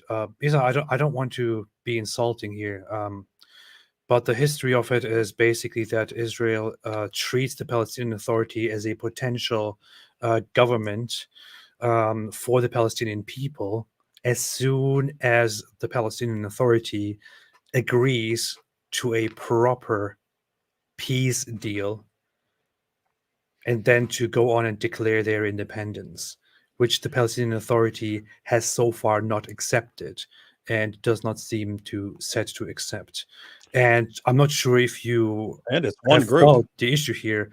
We are currently not talking about the Palestinian Authority, which is the West Bank. We are currently talking about Hamas, which does not recognize Israel's existence or right to exist, or the Jewish right to exist, and which wages war to get rid of Jews altogether. Completely different issues. Whenever we talk about Israel, people are like, "Oh, you're just Israel, shield, you're just defending Israel." Just a No, few it's days ago, no, we're dealing with morons. We're dealing with morons here. yeah. Just Like I don't even know what you're talking about. One, I'm not a Zionist, right? Yeah. Everything I'm talking about here is just about human rights and looking at the two sides and saying one wants annihilation, one would like to live in peace, but they understand what they're dealing with, and so I'm looking at this and it's also the fact that you look at not just what Hamas wants, but the Muslim world wants. They want domination. What they want for Israel, they want for the rest of the world. They want this. They want the subjugation of the entire world, and they're focused on Israel. They're focused on Israel for the most part, even though they want the violent subjugation of the entire world. And getting Israel out of the way is just one stepping stone for them. So there are all kinds of reasons to say, hey, if I were to pick a side here, I'm going with this side. I'm going with that side. So this isn't. I have no idea what you're talking about. Like Russia and Ukraine. I have no dog in that fight. I'm not on either side. I think of them as this. I think of them as somewhat the same. Russia and Ukraine. In my mind, they're like all a bunch of drink of vodka, right? But I'm significantly more concerned about Russia conquering that place and being bigger and getting the idea that they can conquer the world back in their heads, because I don't like that. And so I would side with Ukraine over Russia. It's not because I love Ukraine. I don't know much about Ukraine. They could be the biggest dirtbags in the world.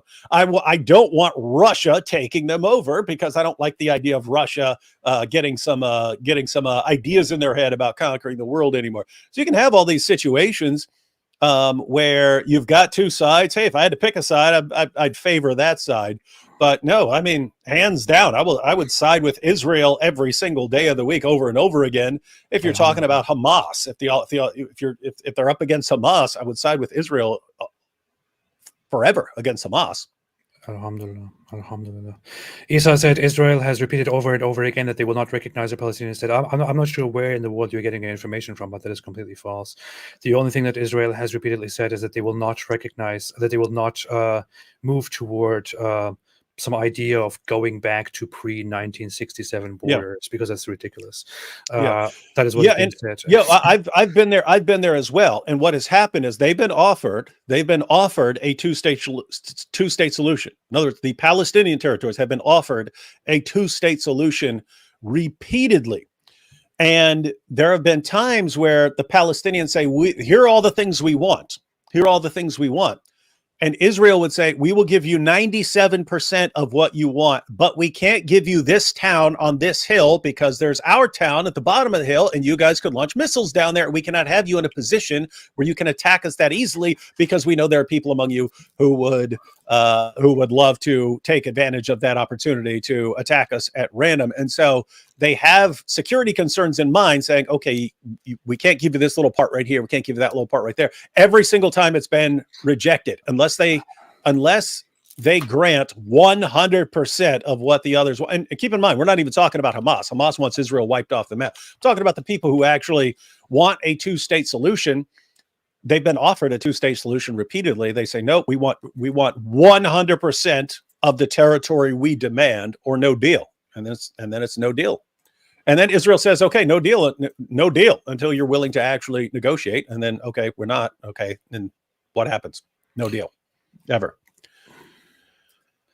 Absolutely. This is so funny. It is so hilarious to me. It's like the Palestinian side fought together with the Arab nations against Israel with the intention of taking back most of the land, or taking most of the land, taking all of it, I don't know, whatever it is, multiple times. They lost, they lost, they lost. The land was taken away. They played the game, they lost. Israel took in defense what they wanted to take. They took even less than they actually could. But then the losers, the Palestinian side, the losers, they're like, oh, guys, we lost, and can we just go back to before we started the game? We're not happy with the results. We don't want to. Can we just forget about all of this? Can we just go back? Yeah, sorry, no. Yeah. No, yeah, I know. No, the whole thing is ridiculous. I mean, think about it. So dumb. Jihadis march out of Arabia. They conquer their way west across Africa, up into Europe, through Spain, into France. They conquer their way east, getting all the way out into India and China and so on. They conquer all this. It never crosses their mind to care even slightly about the people they're conquering. You still have groups today. Look at how Christians are treated in Pakistan. Look at the Copts in Egypt. Look at Christians in Nigeria and so on. What's going on with the jihadis there? Somehow the entire world is supposed to start going, oh no, but Muslims lost this one over here. It's the end of the world. What are we all going to do? Guys, guys, keep in mind, they're the ones who are who are destroying any sort of sympathy that people would have, right? Because guess what? I talked to some Palestinians while I was there. I talked to two, a Christian and a Muslim, who were on the side of Israel. Right? Gastric Bunsen said blocked and subscribed. Get the hell out of here! Okay. Bye. So anyway, I talked to three Palestinians when I was there. I talked to two. One was a Christian and one was a Muslim, but they favored Israel significantly in thinking that Israel was just in the way they're dealing with the Palestinians and so on. But apparently those guys are the minority. And they're not looked upon favorably by other people there. I also talked to a Christian Palestinian, and he was telling me, he's like they have like Palestinian liberation theology now, where they want Palestine liberated from Jewish control and so on. And so I can hear these guys, and guess what? I would get it. I would get it if you just said, hey, there's one group and they are significantly less powerful than this other group, and this other group can crush them at any time. And they're living very often. They're very cramped. They don't have enough space to move around. It's very, very densely. People are all compacted together and so on. And I talked to one of the guys, even one of the guys who were saying that, he sides with Israel. He was talking about growing up in his area. And he said, the thing that always stood out to me, there was just no space. There's no space to move around. There's no space to really play. You're just constantly cramped all the time. It reminded me of like prison. The point there is, I could look at that and I could say, I get that. If I were completely under the power of some, group that could crush me at any time, and anytime some guy from my group does something, then they start throwing bombs, I'd probably really, really not like them. I also have a natural tendency to root for the underdogs. Okay, you got a powerful group there, a weaker group there, kind of root for the underdog. It's the fact that once you take a closer look, okay, why is there this situation here? Why do you have this entire situation? You have this situation because of some very problematic ideas in Islam that keep this from ever being fixed or ever being resolved. And so, what am I going to blame? I blame the Jews. No, I'm not going to. I can't. So Islam, knowing what Islam calls for and knowing what the real source of this ongoing dispute is. All right, I'm sorry. I'm not gonna moan and wail over you when you go and slaughter a bunch of people and then they retaliate. I'm just not gonna do it. Man, this guy just can't stop talking, man. Who? What? No, Who are you talking about? Someone in the chat? Yeah, let's crush that guy in the chat. Can't stand that dude.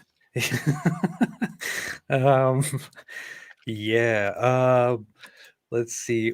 Reform said F Muslims, Hamas, and the regime of Iran. Okay, I will. I would slow down there for us for a second. Personally speaking, I agree with the latter too. He who laughs said, "Can't believe I'm going to be alive for the fifth crusade." Deus Vult. Yeah, no, not happening. Not happening. Not happening. We'll see Well, that. I mean, if Jake and Daniel get their way and they actually manage to convince Christians that we're supposed to go on killing sprees and slaughter everyone in the name of Jesus, Inshallah, inshallah. they'd have to find a lot of dumb Christians. Jesus will come back and he will kill the pigs. So, that's what they say in Islam. So we'll see that happen in Islam, inshallah. Alhamdulillah. Gohan's Telepan said IDF should do to Gaza what Rasulullah would do. Oh, that would be bad, man. That would be bad. You don't want people to act like Muhammad. You don't want people to act like Muhammad. You don't want people to act the way Muhammad would act. You don't want what would Muhammad do, because if you want to go for what would Muhammad do, the results would be terrible. Always, it's true. Carlo Magno TV said, David, they were Christian lands. Oh my goodness, it was pagan Canaanite lands. Yes, that's who it was. And prior to that, it was some other. Yeah, who knows? Who knows how far you go back? So anyway, it was a bunch of pagans, and then Jews conquered it, and then Romans, and then a bunch of groups conquered it in terms of not permanently colonizing it. But I mean, Israel was conquered by the Assyrians, the Babylonians, the Persians, the Egyptians, the Greeks, the Romans, then Christians, Muslims, Christians, and then then you had it's interesting when you go there, because then they're like, this building was built when Christians were here, and this building was built and changed into a school when Muslims were here, and so on. And so you've got this long history. But guys, you can't just say, hey, my group had it this many years ago and therefore it has to go back to that. It's controlled by a certain group now. It belonged to atheists first. It belonged to atheists. Yes, because before that it belonged to animals. Give it back to the animals. Give it back to animals. Before what about the dinosaurs? There was snakes there. There was snakes there before. Give it to the dinosaurs. Give it to the dinosaurs. So it's so stupid. Where do people get this dumb idea? Oh, this guy, but that group controlled it 1,200 years ago, so they get it now. They get it now. Them get it now. It's so freaking stupid, man. Yeah, man. Yeah, Oh, man, boy. that's how it is. That's how it is. The dinosaurs, they deserve justice.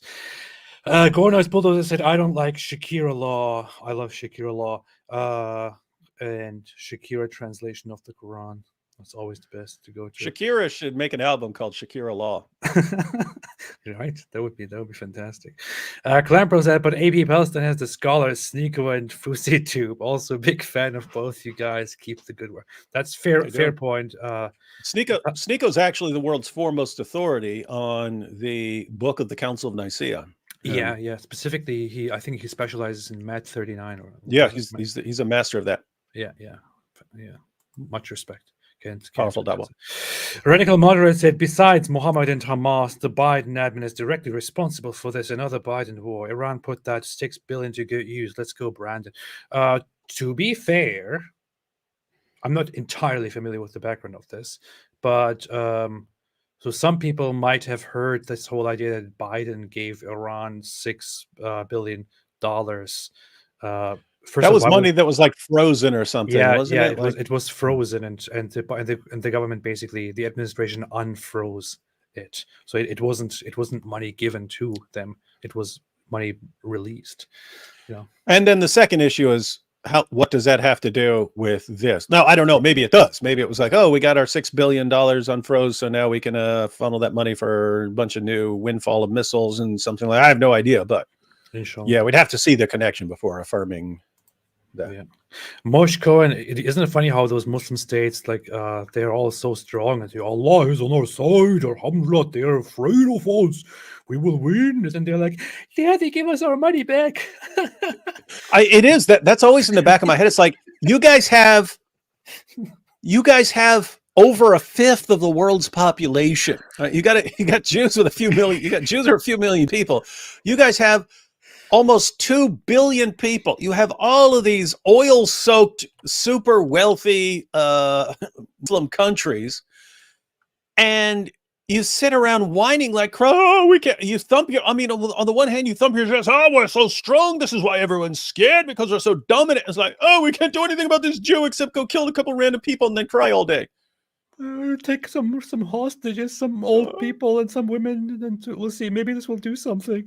That they will see the We'll strength take of this Islam. woman. We'll take this woman hostage and rape her a bunch, and that'll teach you guys to support us. Yeah. Stupid morons. The activist said this was your This was worst the worst stream. stream because you disagree with me, AP. There. Every time you disagree with me. Yes, inshallah. It reminds me of one of the guys like there'll be atheists, and whenever I make fun of Islam, they cheer for me. But the moment I say I disagree with anything in atheism, they go, "This is your dumbest point ever." I was like, that point is no less brilliant than anything else I say. What you really mean is, anytime I'm saying something you agree with, you're, oh, it's great. And anytime I say something you disagree with, oh, it's so dumb. This is your worst stream, AP. Yeah. Gornice Bulldozer said you need to add the Vine Boom sound effect. Hey, quick question. If this is your worst live stream ever, how come you got 2,300 people watching? Because One of people want life's to, great mysteries. because people want to come and see the worst thing. They That's see all. they see how bad it is. Everyone's Yeah. saying, come see the worst live stream Hey, ever. look at this, the worst thing ever. Look at this. I don't know why I have my screen open here. Someone seriously needs to check Daniel's search history. 4-year-old girls, show me pictures of hot 4-year-olds. What's wrong with him? Emily Schrader, who is a commenter on from Israel on the whole conflict at the moment, posted Israeli missing people. Yeah, I don't know. By the way, so we're talking endlessly here because of David, but let's see if what the latest news say about this whole stuff. From 1 hour ago, last thing we received 3-4 minutes ago, Brandenburg Gate in Germany, solidarity with Israel. In the past 90 minutes, the Israeli Defense Force have banned anyone from entering Gaza and asks the public to be vigilant. It has also claimed its fighter jets recently attacked 3 Hamas operational headquarters, and its Navy units had seen of an attack by 7 terrorists in the area of Zakim Beach in the territory of Israel. So far, no further news except Israel's Security Cabinet has finished its meeting. Netanyahu's office has said it has approved steps to destroy the military and governmental capabilities of Hamas and Islamic Jihad for many years, including cutting electricity. I don't understand this. I'm of course speaking from my armchair amateur position, but I feel like, I mean, isn't it a desire of so many people by now to just get rid of Hamas altogether and to finish this whole failed project of letting the Gaza Strip, build a peaceful Palestinian land that will coexist? Isn't this a whole failed project? I mean, wouldn't an Israel that is just as bad as these people already always tell us just go in there by now and just finish it all off? Yeah, you wonder. It's like it goes back to what I was saying earlier. Like, how do you just let this keep? I mean, I understand they think they're letting this die down. They don't understand it's going to get more aggressive as they're in panic mode and worried about Islam crumbling. They're going to think, oh, we have to do more, and they're going to get more violent and so on. So, I mean, yeah, you wonder what sort of drastic steps are necessary to deal with this. They're not going to go this route, but I mean, if you're talking like serious measures, it would be like, hey, let's just seize the Temple Mount. We're going to take over Al Aqsa and the Dome of the Rock until you guys hand over every Hamas member among you, and then we'll give you the Dome of the Rock back. In the meantime, we're going to use it as a bathroom, inshallah, until you hand these guys over. Israeli broadcaster has reported that an Israeli couple being held hostage in Ofakim has been rescued, with 3 soldiers moderately and lightly wounded, and the hostage takers killed. A couple has been. Police station has been taken.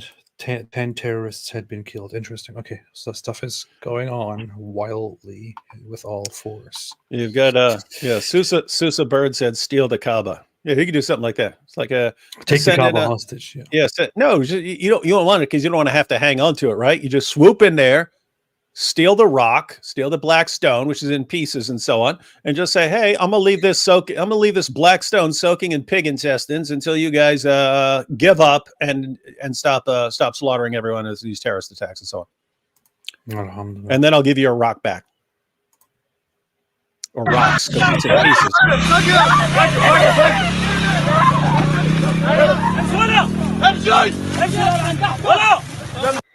Yeah, these guys casually taking Israeli citizens as captives, as hostages, while they are begging to be left alone and not to be killed. Emily Schrader always has good, reliable takes on these things. I was specifically looking for it's some very terrible footage. Here's footage of this guy posing with an old Israeli woman and under threat, making her make the victory sign, and he himself does the Allah is one sign and poses. This is the power of Islam, the power of jihad, using an elderly woman, a defenseless elderly woman, to show the power of Islam to the world. This is how powerful Islam is, how wonderful Islam is. Wow. You see the power of Islam. Nobody can stop this. Nobody can stop this. Islam will win by using elderly women. By humiliating the elderly women, Islam will eventually conquer the world, and we will all be subjugated and humiliated. And here is the footage of the disturbing, distressing, messed up footage of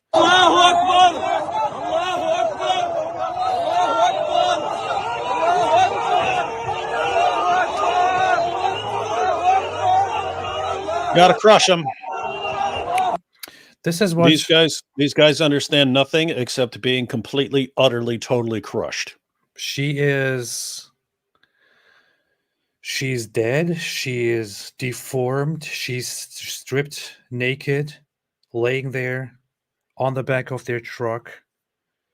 They are humiliating her dead body And her shouting corpse, Allahu Akbar. and shouting Allahu Akbar.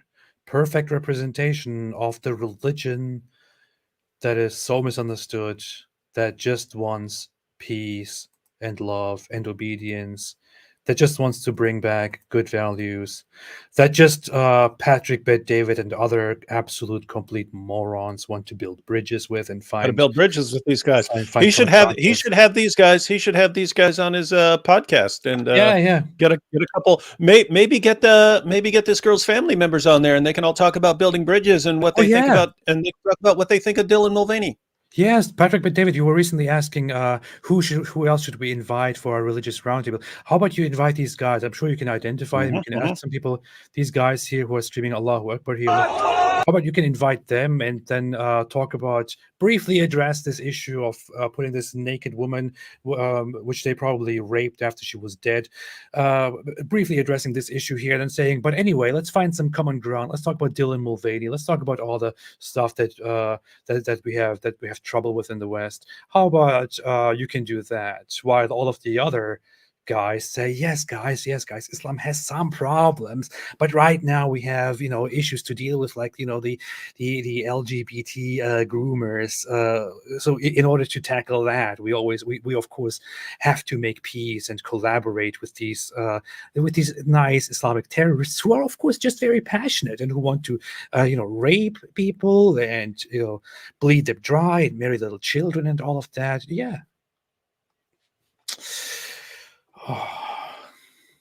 Imbeciles, monsters, absolute imbeciles, absolute monsters. I feel bad for them because Hakikachu said you're a prostitute if you don't. Yeah. He was talking about his own wife. By the way, follow Emily Schrader. She covers these things very fairly, very well, very reliably, and also doesn't shy from criticizing Israel, her own state, which she defends, when Israel makes some big mistakes, like recently making deals with the Azerbaijani side in oppressing or taking over Armenian lands. Yadav Krishnan said, Amy, please check out the hadith about Ghazwa. And I did. I made a video about it before, but I meanwhile took it down because That's like the invasion of like fighting in India, jihad in India, right? Yeah. I talked about it before, but I took it down. Various hadiths. Oh, see, good. You saw the error of your ways and changed course. Yeah, because I feel like making a video on that was just fueling stuff that I don't want to have anything to do with. Stop that. Yeah. GS made a super sticker. Thank you. I said Emily Schrader. Yes, people are pointing it out. Yes, follow her, Emily Schrader. Very good account on this whole stuff. And she's posting news updates as we speak. Here in the streets of Iran, people distributing sweets and desserts for the people to celebrate the brutal massacring and raping of Israeli people at the hands of Islamic terrorists. This is what makes Islam look fantastic in the eyes of the public. They're melting hearts. Hamas is melting hearts right now. Everyone's melting hearts. Erday said, I'm reminded of the hadith about the talking trees and stones and Judgment Day. Genocide of the Hey, where you been, Erday? Yeah, we already covered that, but yes. You know what Erday is? Who's it? Erday? Yeah. That's like the street way of saying. I know. Like everybody. Well, you think I'm stupid? No, I'm saying because it's the opposite of what you do. You insist on pronouncing every single letter, even though it's supposed to be silent. But then you can even like not pronounce letters that are ordinarily pronounced, right? Like you don't have to say everybody. You think I don't You can say everybody, every day. But there was a song a long time ago. Everybody in the club get tipsy, something like that. Anyway, get tipsy. yeah. Everybody in the club get tipsy. Everybody in the club. It went something like that. Yeah, where you been, Erday? We already talked about this hadith like 9,000 times 2 hours ago. Yes. I want to just keep this hadith on here just so everybody knows what exactly we're dealing with. Always look, this is what the vast majority of Muslims have heard of this hadith. People parade it every single time something happens, and people believe all across the Muslim world that they will fight and kill the Jews. I'm not making this up, it's right here. Check it. Romeo Jondorf said, if Jesus was Palestinian, did Palestinians kill him? What? If Jesus was Palestinian. I think that's a response to people saying, it's a comment. Jesus was Palestinian. You should love the Palestinians because Jesus was Palestinian. And then so the claim is, okay, well the people there who were after him were Palestinian too. So did they kill him? I guess that's the point that's being made. Everybody is Palestinian. Everybody is Palestinian. Someone earlier said that AP has more right to the land than they do, and I agree with that. I should be taking the whole Palestinian Israeli land for myself. Padre said, I'm just waiting until these demons get nuked. Can't say that, man. Can't say that. It's a terrible thing to say. Gohan's Telepan said, I'm Israel. I don't know how to say this. I'm Israel. Chai. Chai. It's a kind of tea. Okay. Israel. What is this? I can't see the emojis here, unfortunately, on my stupid. I can. I see it's got an Israeli flag, a green heart, then something else, then a red heart, then something else. It looks British, and then some letters. Where do you see it? Are you looking that up on the YouTube tab? I'm looking at on your. No, it's here. It's on the screen. It's in StreamYard. It's in StreamYard and on the screen. How are you the only person in the universe? What the hell? How are you the only person who can't see this at all? What the hell? This is what?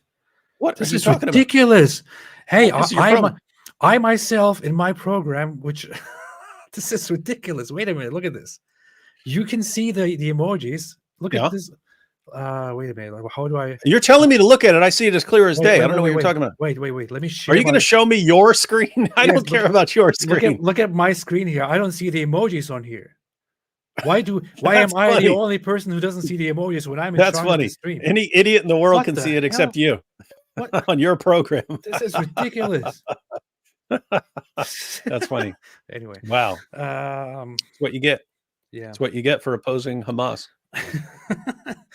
Anyway, that's cool. That's cool. Wow. I got humiliated by my own streaming platform. Do you think Hamas attack might inspire more extremist groups in different countries? That's part of the reason why you have to crush them and make it obvious that you crush them, right? If they look all successful, then they're actually encouraging more of it. So the more they are crushed, the more Hamas gets crushed, the less likely they will be to inspire other people. But yes, you do have this thing in Islam where as soon as one person does it, then you get a bunch of people who want to do the same thing. It was like, you eventually had someone who said, hey, I'm having trouble getting guns, so I'll just get in a truck and plow that into a crowd of people. And then everyone started doing it. It seemed like every couple of weeks there was another incident of vehicular jihad, people crashing cars and trucks into crowds of people and so on. So yeah, you do have to make sure they fail miserably. Yeah, that's what I always say.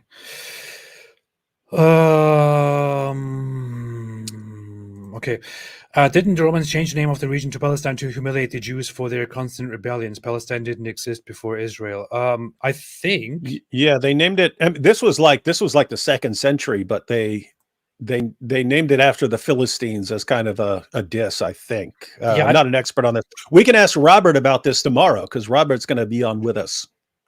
Yeah, as far as I remember, I don't want to misrepresent it. As far as I remember, this is just me getting to my memory here. But yes, that did happen to kind of dissociate that from the Jewish people. But the name for that region existed prior to this. I think it was. I think they named it after cultures. I think they named it after the Philistines, who were like the coastal yeah, peoples who were the enemies of the Jews for a while. Yeah.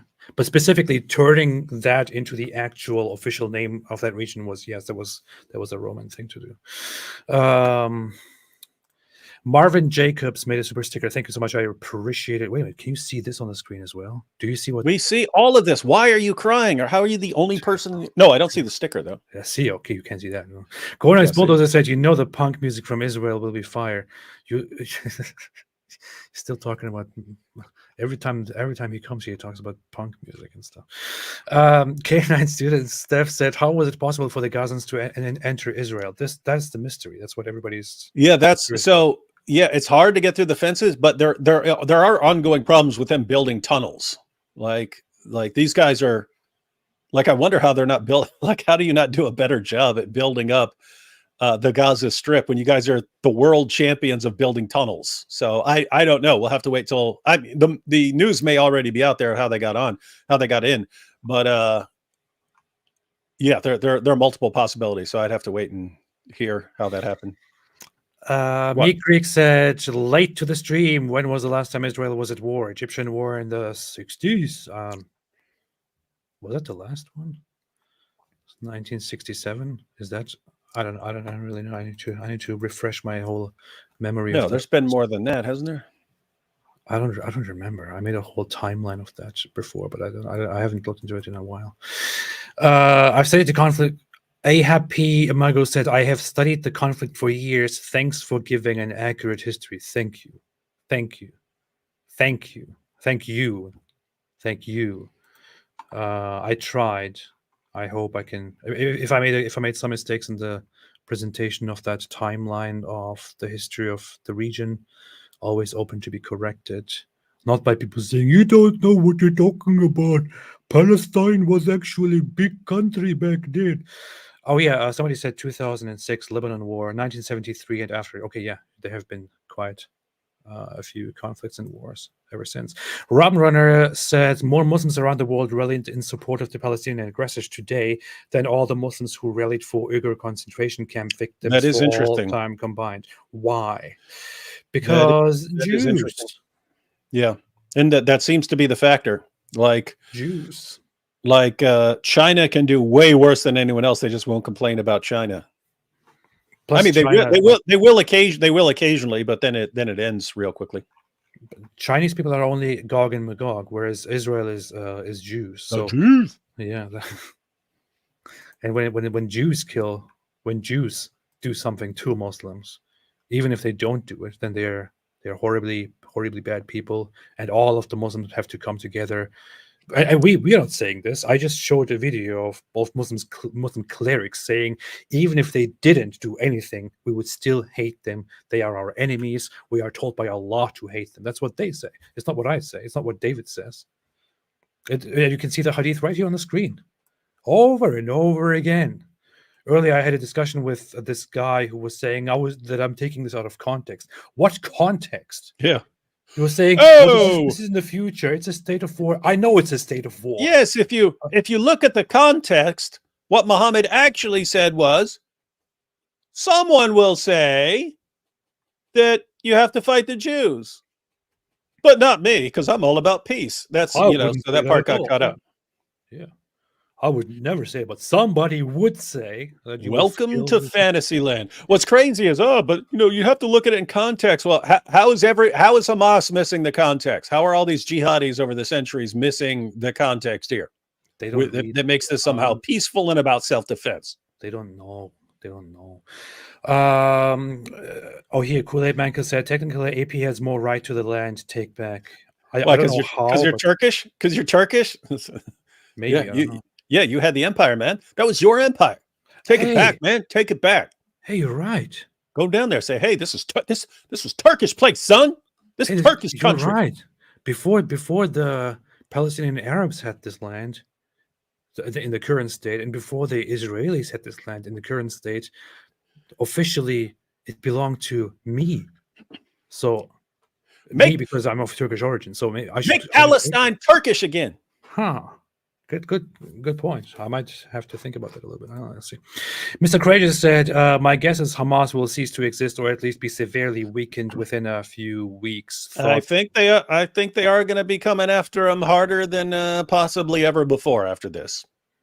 It just got more real than it's been in a long time. Yeah. Matthias Montero said, why Shia Muslims support Hamas? Because when it comes to hating Jews and opposing Israel, they're united there. They might forget about their. It's the same thing. So yeah, Shias and Sunnis generally hate each other. So you would expect Shias to support Hezbollah and Sunnis to support Hamas, but they have a common enemy, so they are able to unite around a cause like that. What's funny is I think ISIS actually declared Hamas illegitimate and declared war on them back then when they were establishing their own caliphate. Because did I get that right? Was it Hamas or was it only Fatah? I don't know, but I think their point was that they are illegitimate because they refuse to recognize the caliphate, so they are now enemies as well. Like, in Islam land, things go really crazy, really wild when it comes to hating and fighting. Sid Dave said, does David think of atheists as bigger enemies of Christianity than Islam? Most atheists have an Christian background and are totally against Islam. What in the world is he talking about?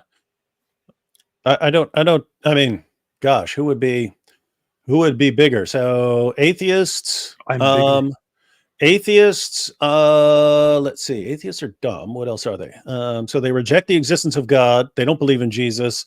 Muslims believe in Jesus, but a completely warped and twisted version. Muslims believe in God, the prophets, revelation, virgin birth. They believe Jesus the Messiah, that he performed miracles, that he's the word of God, that he's a spirit from God, that he's going to return one day, and that he's sinless. Lots of common ground there. Oh, and they want to slaughter me. Atheists generally don't want to slaughter me. So atheists don't really have there's not really a solid position there, right? Like an atheist could be like the friendliest guy in the world. I don't care what anyone believes. I really don't care. Or you could be like, I really hate anyone who's not an atheist. You have different, you have a complete spectrum of people within atheism. You also have a spectrum within Islam, but as far as what the ideology teaches, it calls for the violent subjugation of me and my family and of all my friends. Almost all my friends are under a death penalty stop being according to Islam. So you're being emotional right now. Yeah. So no, I will. You have I no mean, I will argument. point out problems in atheism just because, you know, that's my background. I'm still interested in. I'm more interested in atheist arguments just because, you know, I dealt with some of them from You're my being own perspective humiliated. back in the Stop day. being emotional. But yeah, Stop being emotional, man. no, I do not believe. I don't think atheists are bigger enemies of Christianity than Islam. I agree with you. Lots of atheists What? have. It's weird. Lots of you can look at similarities between Muslims and Christians in certain and in fact, that's how I ended up being friends with Nabil. Our friends would go out and they wanted to go clubbing when they had free time, and we didn't. We ended up hanging out with each other, so we had that sort of common ground. But I mean, if you look about it, I mean, Daniel Hakikichu and all these guys are all about killing apostates and marrying kids and all this stuff. And it's like, I got nothing to do with that. We do seem to have quite a bit in common with lots of atheists. So yeah, right now I'd have to say, yeah, Islam looks like a bigger enemy, Yeah, yeah. even though atheism is really dumb. Yeah, and we don't only do half of the bad stuff. I don't know. Like I usually only. I don't know what do I do that could be controversial. I go into the dark at night and worship all of the different demons that I can think of. I drink blood. You don't forget you support incest. I support incest. Yeah, I've never heard you do it, but I hear all the Muslims say you do it. So. Oh, that could be clipped. You see, David Wood admits. David Wood leaks. leaks the truth about the apostate prophet. Sid Dave said Palestine should be created once a Palestinian wins a Nobel Prize in physics, medicine. I would love to see LGBT for Palestine do a rally in Gaza. I would not love to see that, although it is a very ironic thing to think of. I would really not love to see that because it would end very badly. It does bring up a point. I mean, just think about it. If they just got the idea out of their head that they're eventually going to conquer Israel or something like this, then they could move forward, right? It would be okay. That's not our goal anymore. We're not trying to wipe Israel off the map. We give up. We give up on that goal. How do we move forward? You'd actually, I think there would be hope. And so you got to get the nonsense out of the way. And I think the easiest way to get the nonsense out of the way is to expose Muhammad as a false prophet. So guys, you want peace there? Focus on exposing Muhammad as the most obvious false prophet in history. Alhamdulillah. Alhamdulillah. We're proud of that. Quick reminder for everyone to like, subscribe, and hit that notification bell. Said Don't OC. Thank you so much for that reminder. Everybody, treat the like button the way you would treat apostates if you were an Islamist, or virgins if you were an Islamist. I don't know, whatever you want to pick, whatever seems more appealing to you. Shio said, someone should ask Daniel why he doesn't go to Gaza and become a martyr if Allah is so real. I mean, I asked him why he doesn't go to Afghanistan, and he was like, well, we'll see, maybe I will go, but America, I got my family. I'm waiting. Your family and distant relatives and so on. You know, like maybe liberalism is threatening Afghanistan, and I would rather live in the heart of liberalism. Can you imagine that though? Like when Muhammad's like, all right, everyone pack up, we're moving to Medina, but my grandma's still around and she's here in Medina. I mean, she's here in Mecca. My grandma, I can't leave my grandma. I'm staying. Will I even get citizenship in Medina? I love my grandma. I don't know anything about Medina. What a joke, man. Giant baby there. I don't know unless they start handing out 4-year-olds there. Then maybe I'll go. Oh boy. David the Goliath said, David, what do you think of extremist Muslims voting for leftist parties in the West to advance their agenda? Are white liberals not able to figure this out? I mean, they're starting to figure it out after all these years, but yeah, we've always wondered, we've always been confused about how people can be so incredibly stupid. But no, I mean, one political side just associated themselves with everyone who's a victim in one way or another will all form this giant coalition and so on, not realizing that some of those groups there that you're classifying as victims want to slaughter other groups that are considered victims as part of your camp, and so not going to last. But they're doing it out of convenience, right? It's a deal. Hey, we'll vote. We'll keep voting for you for this left-wing candidate as long as you keep calling everyone Islamophobes for criticizing our ideology. Yeah, people are speculating about why Daniel won't go to Afghanistan. I don't know. I told him, give me all the 4-year-olds I want, and I'll come. But how Taliban has not agreed to give me all these 4-year-olds. Do they have they probably don't have McDonald's in Afghanistan. Or maybe they do. Maybe they established it. How do you know he likes McDonald's? Best guess. I don't know. The Real Massacre said there were some lunatics shocked by Hamas terrorists and rapists being strip searched by the IDF. They voluntarily relinquished their rights, in my opinion. Yeah. This is how it is. It is what it is. No comment. 3 massacres, but thank you. Johnny Silver Balls said, AP and David, why are you laughing, David? Well, I don't know. I'm just reading this comment by Mr. Silverballs here. Yeah. AP and David have been warning people about what Islam teaches, yet most don't want to believe it. Keep up the good work, fellas. Thank you. No, we're I've just been talking to Robert about this. I mean, for 20 years, Robert Spencer said, hey, this is what Islam teaches about killing apostates. This is what Islam teaches about child marriage and so on. And every step of the way, he's called a liar by Muslim groups and by non-Muslims as well.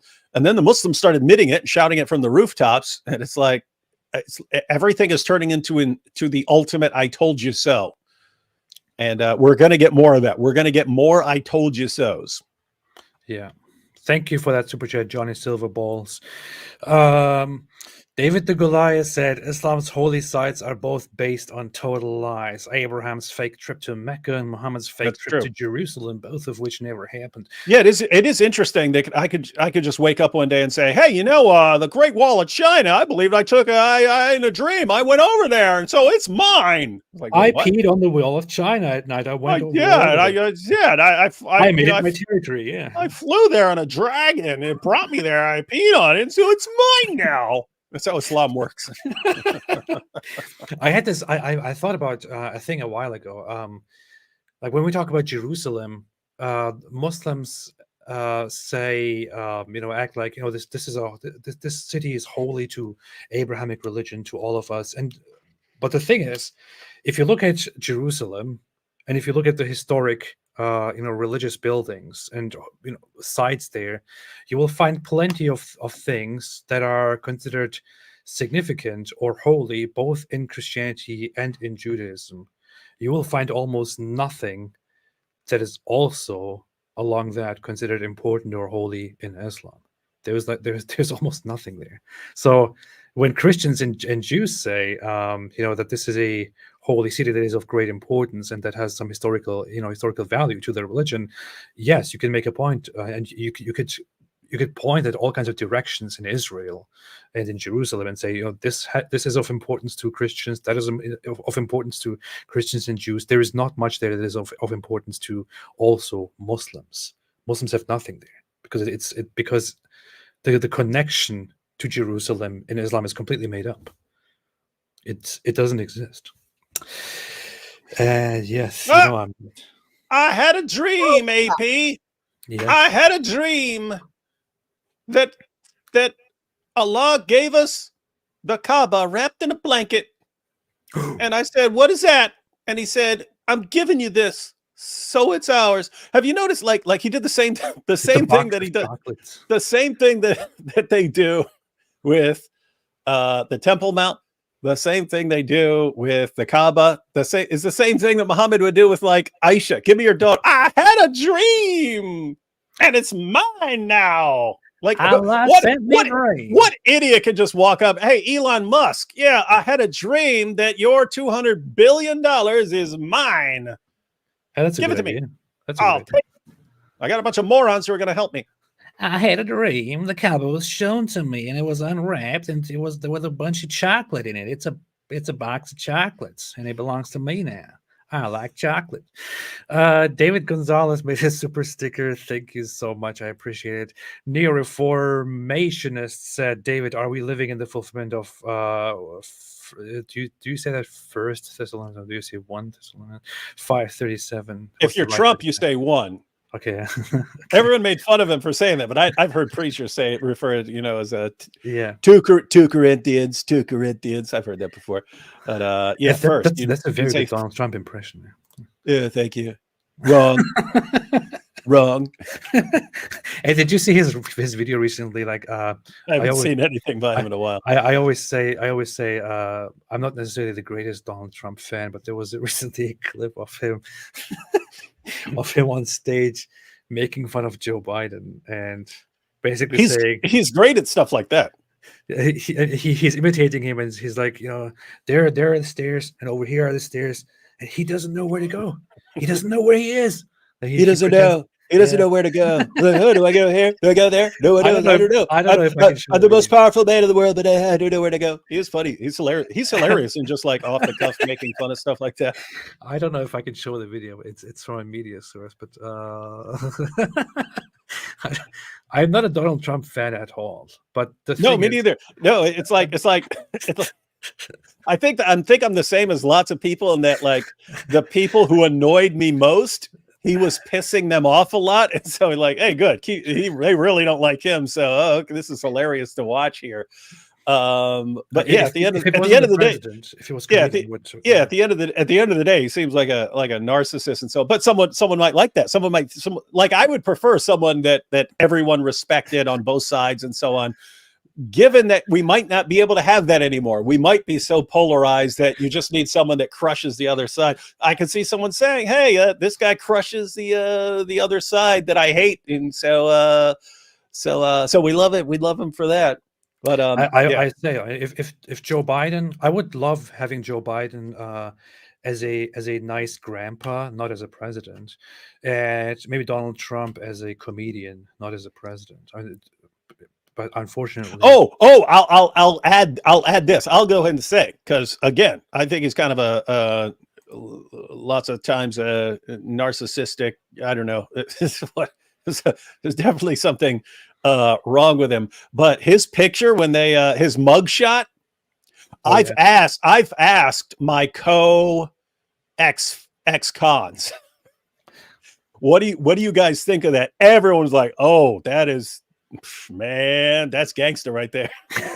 every ex-con who looks at that is like, oh, yeah, that's gangster right there. Yeah, okay. Everyone loves that.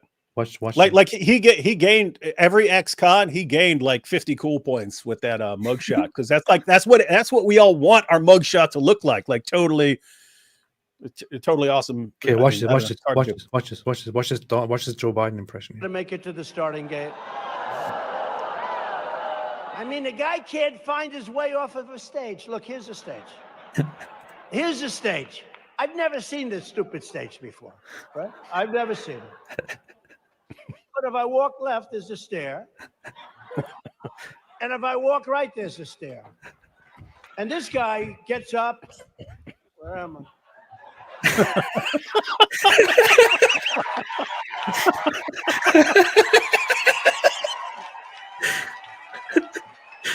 And he's totally. I mean, he's totally right. That's why everyone's loving it. He's totally right and hilarious while making the point. Notice that was exactly like something. That was exactly like something Biden would do. Yeah, this thing gets me every time when he turns around and says, "Where the hell am I?" Where the hell am I? What's wrong with you? All right. Guess we know who AP's voting for. No one has to worry about me. I'm not allowed to vote. Honestly, my honest opinion, when the Donald Trump phase was over, I thought, I hope we will never have that again.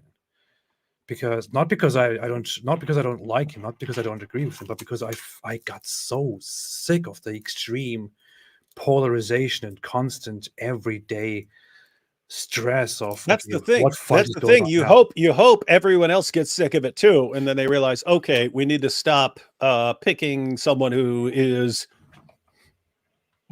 most insane to the other side, right? You have to stop picking the person who is most repulsive to the other side, because that's what people do. It's like, oh, okay, here are the 10 candidates. Oh, who pisses off the other side most? This guy? Oh yeah, you're our hero. So yeah, so you think, oh, we hope we get past that. We realize we have to start picking someone that's, you know, acceptable to everyone. But I don't think we're there yet. I don't think we're there. I think we have to go through maybe another couple cycles of how far can we go? Yeah. I Well, think Saddam it's said, funny. dude, 4 years of Trump being president, there wasn't conflict in the Middle East at all. I would ask Yemen about that. They beg to differ. There was complete peace. There was complete peace while I was president. The most peaceful president. I just went over there, made a deal. I said, "Hey guys, come on, let's negotiate here." I negotiated the peace. It was the most peace. It was the most peace of any president in history. No president has ever had more peace in the Middle East than me. That's very good, man. Oh wait, I never actually answered that. No, I don't know. I mean, First Thessalonians 5:3. I'm really happy you didn't answer that in that 10-minute talk. I think the standard interpretation. You started talking about Trump. Okay, I think the standard interpretation of that would be like the second coming of Jesus. So you could be thinking of this as like end time stuff. But I normally have the position of how, in the name of common sense, would I know? Inshallah. Sid Dave said, are Palestinians descendants of ancient Jews of the region? What else could they be? They have completely forgotten the Jewish roots. It is hard to make any assertions about the genetics of many of these people. There is a lot of mixing. Yeah, they'd have to send in some 23andMe and see what the genetic makeup is there. I'm pretty sure you can find some mapping of genetics and haplogroups and whatever on the internet and see what you can find there. But all it will show you is that there is that they have something in common with different cultures that happened over the last centuries. There's no way that you can trace them back like 2,000 years. It's plus, what does it matter? Zal said Muslims in London are celebrating right now on X. Well, good. You want them to. You want everyone looking around, looking at what just happened with Hamas, and then looking out and saying, "Wait a minute! I thought these guys said they're all about peace and tolerance, and what's going on here?" Inshallah, inshallah. I just want to tell them one thing, which is, Get the hell out of here! Sandman said Mo Hijab needs to take his shirt off for Palestine. Where is he? Why didn't he do it yet? Why didn't he? Yeah, he should have. Yeah, why didn't he? Why prostitute? Why didn't he strip? You are a you see that's always where the mind goes by all these Islamists. It's like he's there to protest China supposedly, and he's like immediately it has to go to prostitution. He's like, you are a prostitute. You're a prostitute. And let me show you. I'll take my shirt off. Ha ha. Where's Ben Shapiro? It's all. I'm sure Sigmund Freud would have a lot of stuff to say about this, but it's always goes to, with these Islamists. It always goes to something sexual, to sexual possession, to these frustrations, to sex by force. Yeah, everything is always about rape and molesting and prostitution and golden showers and gimp and get on your knees, and it's like yeah. Someone needs to check out these guys' search history and see what makes them think like this. No, I really wonder what Sigmund Freud would actually. But that should be trending on Twitter right now. I mean, hey, he took off his shirt for the Uyghurs. Why not take off his shirt for the Palestinians? Hey, wasn't there? Don't we have a historic interview between Sigmund Freud and Mohammed? Oh yeah, we got that. Yeah, we got that. Yeah. Okay, you need to hurry up. We got to get going. Okay, well, one of us has to get going. I was supposed to be gone 36 minutes ago. Oh, just get out of here, man. Okay. Is there anything else for me? Well, I don't know. Are you going to be done in 4 or 5 minutes, or are you going to be like on another 25 minutes? I might be done anytime though. Let me see if there's anything specifically for you on call. Very interesting and informative show. Bye. Thank you so much. Wait a minute. I thought it was the worst show ever. It is the worst show. Same House is a beast. Everyone become a member. Thank you so much, man. Thank you so much. Thank you so much. Thank you so much. Kenneth said, hey, I was in Lesotho for a holiday. Situation in Sweden is getting worse. How is it there? Can't really say very much about Sweden at the moment, but people say it's not very nice with a lot of the controversies. And yeah, just curious, does David have an actual real emotional response to these pictures and videos? Said ironic tone. No, and I didn't even think about it until you just asked. So no. You see, I didn't even emotional response never entered my head until you just said it. Yeah. Interesting. So you don't feel anything at all about this? No. What a monster. You see? All right. I think there's nothing else for you here, David. There's like a few more comments. I can just read them quickly. Needs to take a shirt off. Philistine is also used as an insult today. Yeah, that's a different thing, right? Palestine might end up like Philistine. Hey, I was in Lesotho. I already read that. Dearborn, Michigan was championed as having the first Muslim elected officials until they banned their rainbow flag from public buildings. That wasn't Dearborn, though, was it? That was a different area in Michigan. I think so. Unless Dearborn did it too, but I know it was a different one that was in the media for a while. Okay. Go on to you already did the chat. You already did the chat. Wait, this is a clarification. It says the people of Israel live. Okay, thank you. I appreciate that. Sid Dave said, should non-Muslims exchange Jews, Hindus from an alliance to take on jihadist men globally, like allies in World War II who came together to beat the Nazis? I don't think that's possible. In a real yeah, I think everything is becoming more divided, not more united. With that said, you will find lots of people on the same side who are going to look at this. In other words, you'll have Hindus looking at this going, you see, this is what we've been dealing with something very similar here. And Jews and Christians, we've all been on the receiving end of jihad. So we can all look at this and say, we get it. We get what you're going through. And yeah, we're on the same side of this. And this is very funny. It's not funny at all, but it's just related to a question that he said it's all funny. He said it's all funny. I'm the psychopath. Okay.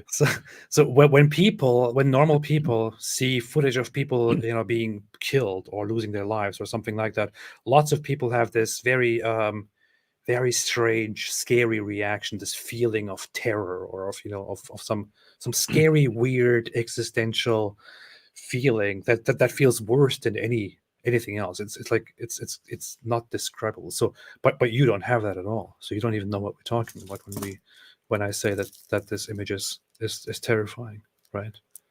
You don't know what we're talking about. Yeah, terrifying. He's not even listening because he doesn't care about feelings. Mercedes F1 said, "Hey, sir, the search up the term coon and sell out AP. Why have they abandoned your Islamic brothers and sisters? Are you serious? Did you just make a super chat to?" Yeah, I don't know if that's a joke or whatever. Yeah, I hope it is. I hope it's not actually. Keep making more super chats. Point out what a horrible person I am. I will appreciate it very much. Ian Folt said, "Do you think Turkey might join instead of possibly Iran with his attack on Israel?" Turkey is dumb, and you don't know what exactly they could do at any moment. I have a horrible president that I'm being sued for, by the way, for insulting. By the way, he's a horrible piece of crap. And jealous. Goan Stilipuan said Trump was a reaction to Obama. The left started the polarization. It's a dangerous pendulum. Look up the Hegelian dialectic by Professor Wraith. I'm not really sure if I want to agree with that. It's dialectic. Oh yeah. But by the way, this is correct as far as like you have one position and then you get a reaction to that. But notice what we're talking. It's the same thing I was talking. Like, okay, you get people go in this direction and then they go in the opposite direction. So you have the thesis, the antithesis, and then the synthesis, which is supposed to be in the middle. But it's not going like that. It's we're going too far this way. We'll go too far this way. We'll show you. We'll go even farther this way. Well, I'll show you, so I'll go this far this way. And yeah, possible. Loki said, "I don't support Palestine, but how can anyone believe God gave anyone land? It's like everyone is forced to believe Israel existed. There is no actual proof."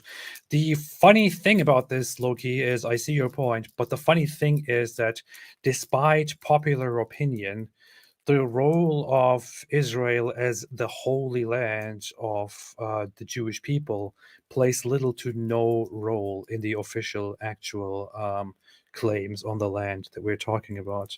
It's not about that being the holy land. That doesn't play that big of a role in the conflicts. And I explained it at the very beginning. The whole Zionist movement was a secular movement. They were specifically aimed at establishing secularism. You have people, you do have Jews who believe that's their land. You do have Muslims who believe, no, that's our land and so on. But yeah, you also have tons of people who are like, okay, this is where we live. This is our home now. Okay, so obviously we have to protect and defend it. You have other people who are, no, this was you guys just stole this for us. And we have to fight for it to get it back and so on. So what AP was saying, there seems to be a bigger religious claim from the Muslim side in terms of any land that we once controlled, we have to take back. And it's a different context in the Quran, but, you know, drive them out from whence they drove you out. There are thinkers who apply that to this situation as well. Inshallah, inshallah.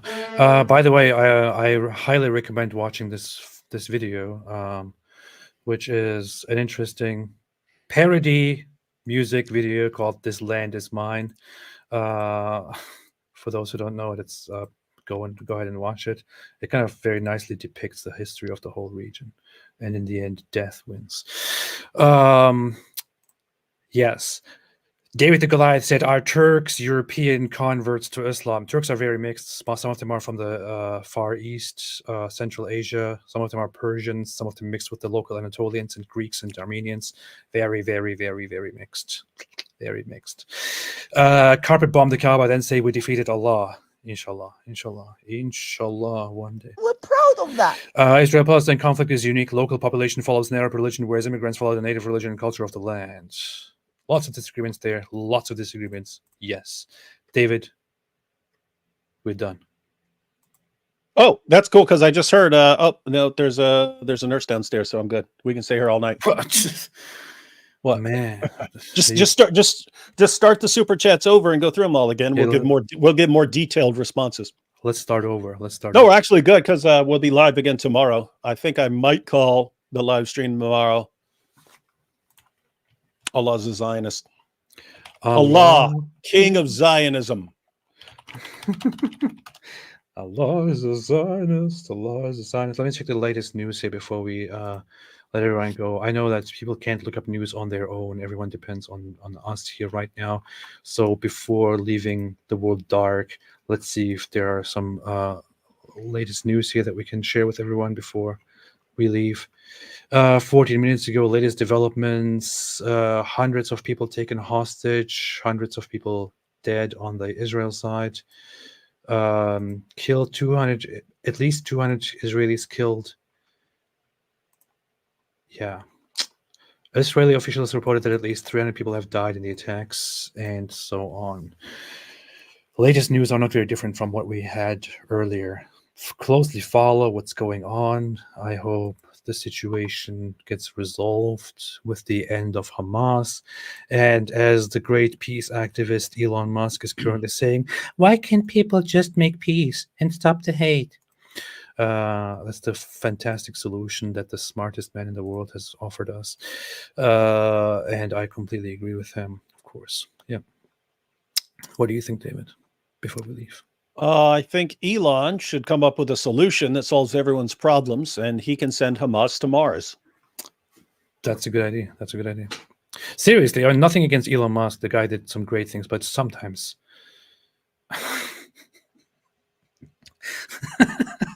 Well, it's just an ongoing problem when you're like this tech genius and stuff like this, and the richest man in the world.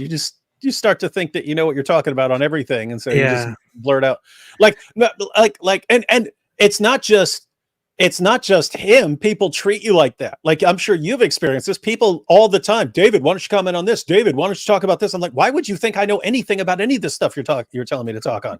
What? You like what I say over here, so you think I know about everything else you might bring up? I don't know it. I don't know most stuff you would bring up. Anyway. So anyway, people are like, Elon, why don't you tell us how to solve, bring about world peace and so on? I have an idea. Why don't we stop hating each other and make peace? Yeah, fantastic. Thank you, Elon Musk. We could never have thought about that. Wow, fantastic. Thank you so much. Applause for you. Thank you. You have saved the world. Man. Anyway, if it's night and you are wondering where the sun left, it went to its resting place to worship under the throne of Allah. If you're wondering how the sun could possibly go somewhere, it is a metaphysical matter. That's the answer. It is a metaphysical matter. It's a matter. Sid Dave just now you're back to super chat. Says, if Israel belongs to Jews because of some historical connection, can't Russia not the same about Ukraine? We can't live in medieval. Didn't we already deal with this? I would say if you want to argue about this, you can argue in length, but even then, Who's who? Russia wouldn't have a claim to Ukraine because, unlike, despite some popular opinion, Russians are not people who were originally the original Russian people, the original Slavic people, the original owners of this land and that land. Russians are, like Ukrainians, descendants of people who were the Kievan Rus, which are mixed of Nordic, East Slavic people. None of them is above the other or has the right to Yeah, rule. they've always been too drunk to even know who's who up there. So, but notice what's this guy responding to? Did I somehow miss the part where we're like, "Oh, the land belongs to the Jews because they were there before"? So they just gotta have it. What's this? What do people respond to? I don't know. Yeah. Anyway, with that said, thanks everybody for watching. I hope you're having a fantastic day. And stay away from Islam. And as Elon Musk says, why can't we all just have peace? And how about we stop hating each other? Oh, good advice. Yeah, let's do that. We didn't think of that. Never thought about that. Wow. I'll message Hamas right now. Hey, Elon Musk said, he said on Twitter. Arthur Christos here is a genius who says AP Kievan Rus is where the Russians literally started. No claim when Ukraine put down the pipe. How would they know they were drunk? They don't even know. Russians take claim on being the actual Rus people. Just because they are called Russians, that does not mean that they are the Kievan Rus people, which are the ancestors of both of these people who are distinct populations with distinct cultures and languages. If I'm not made for this, then how come I drink 3 bottles of vodka and I still fine? Eh? Answer that. It'll make no sense. Go away. This is ridiculous. Like, I mean, this is. I don't want to get into a whole different topic here, but right now, but yeah, because we're here talking about Hamas invading Israel, and you're like on almost 3 hours here talking about. Let me explain to you why Russians aren't the original inhabitants and don't have the same sort of claim that Israel has. Notice, and you're responding to the other dude whose post made no sense because he wasn't responding to anything anyone was saying. Anyway, if you are a pro-Russian guy here who says, "Oh, Russians are the father of all of the Rus people," that's why we worship. That's why we love Putin. That is literally that is known as revisionism, as historical revisionism. You are denying clearly established historical knowledge and saying, "No, I deny that. I say Russians are the fathers of all of this," which is garbage. It does no data supports your weird ideology. Jealous. And by the way, Mr. Putin is the very same guy who pushed that revisionist idea as well, which is one issue that makes him really, really, really, really wrong and messed up in that whole conflict. Well, if it's all revisionism, then how come our hero Ivan Drago beat your hero Apollo Creed to death? Right here in US of A. Right here in US and A. Go back to America. This is a Russian problem. We don't deal with your problem. Okay, thanks everybody. Have a fantastic day. And as always, Mrs. Apostate said, please complain about this super chat, David. Oh yeah, because no, I'll just stay here all night because your wife is chipping in money to your super chat. Nice. Thanks everyone. Have a fantastic day. And as our dear friend always likes to say, we would never forget him. Please take his advice. Stay away from Islam. Stay away from Islam.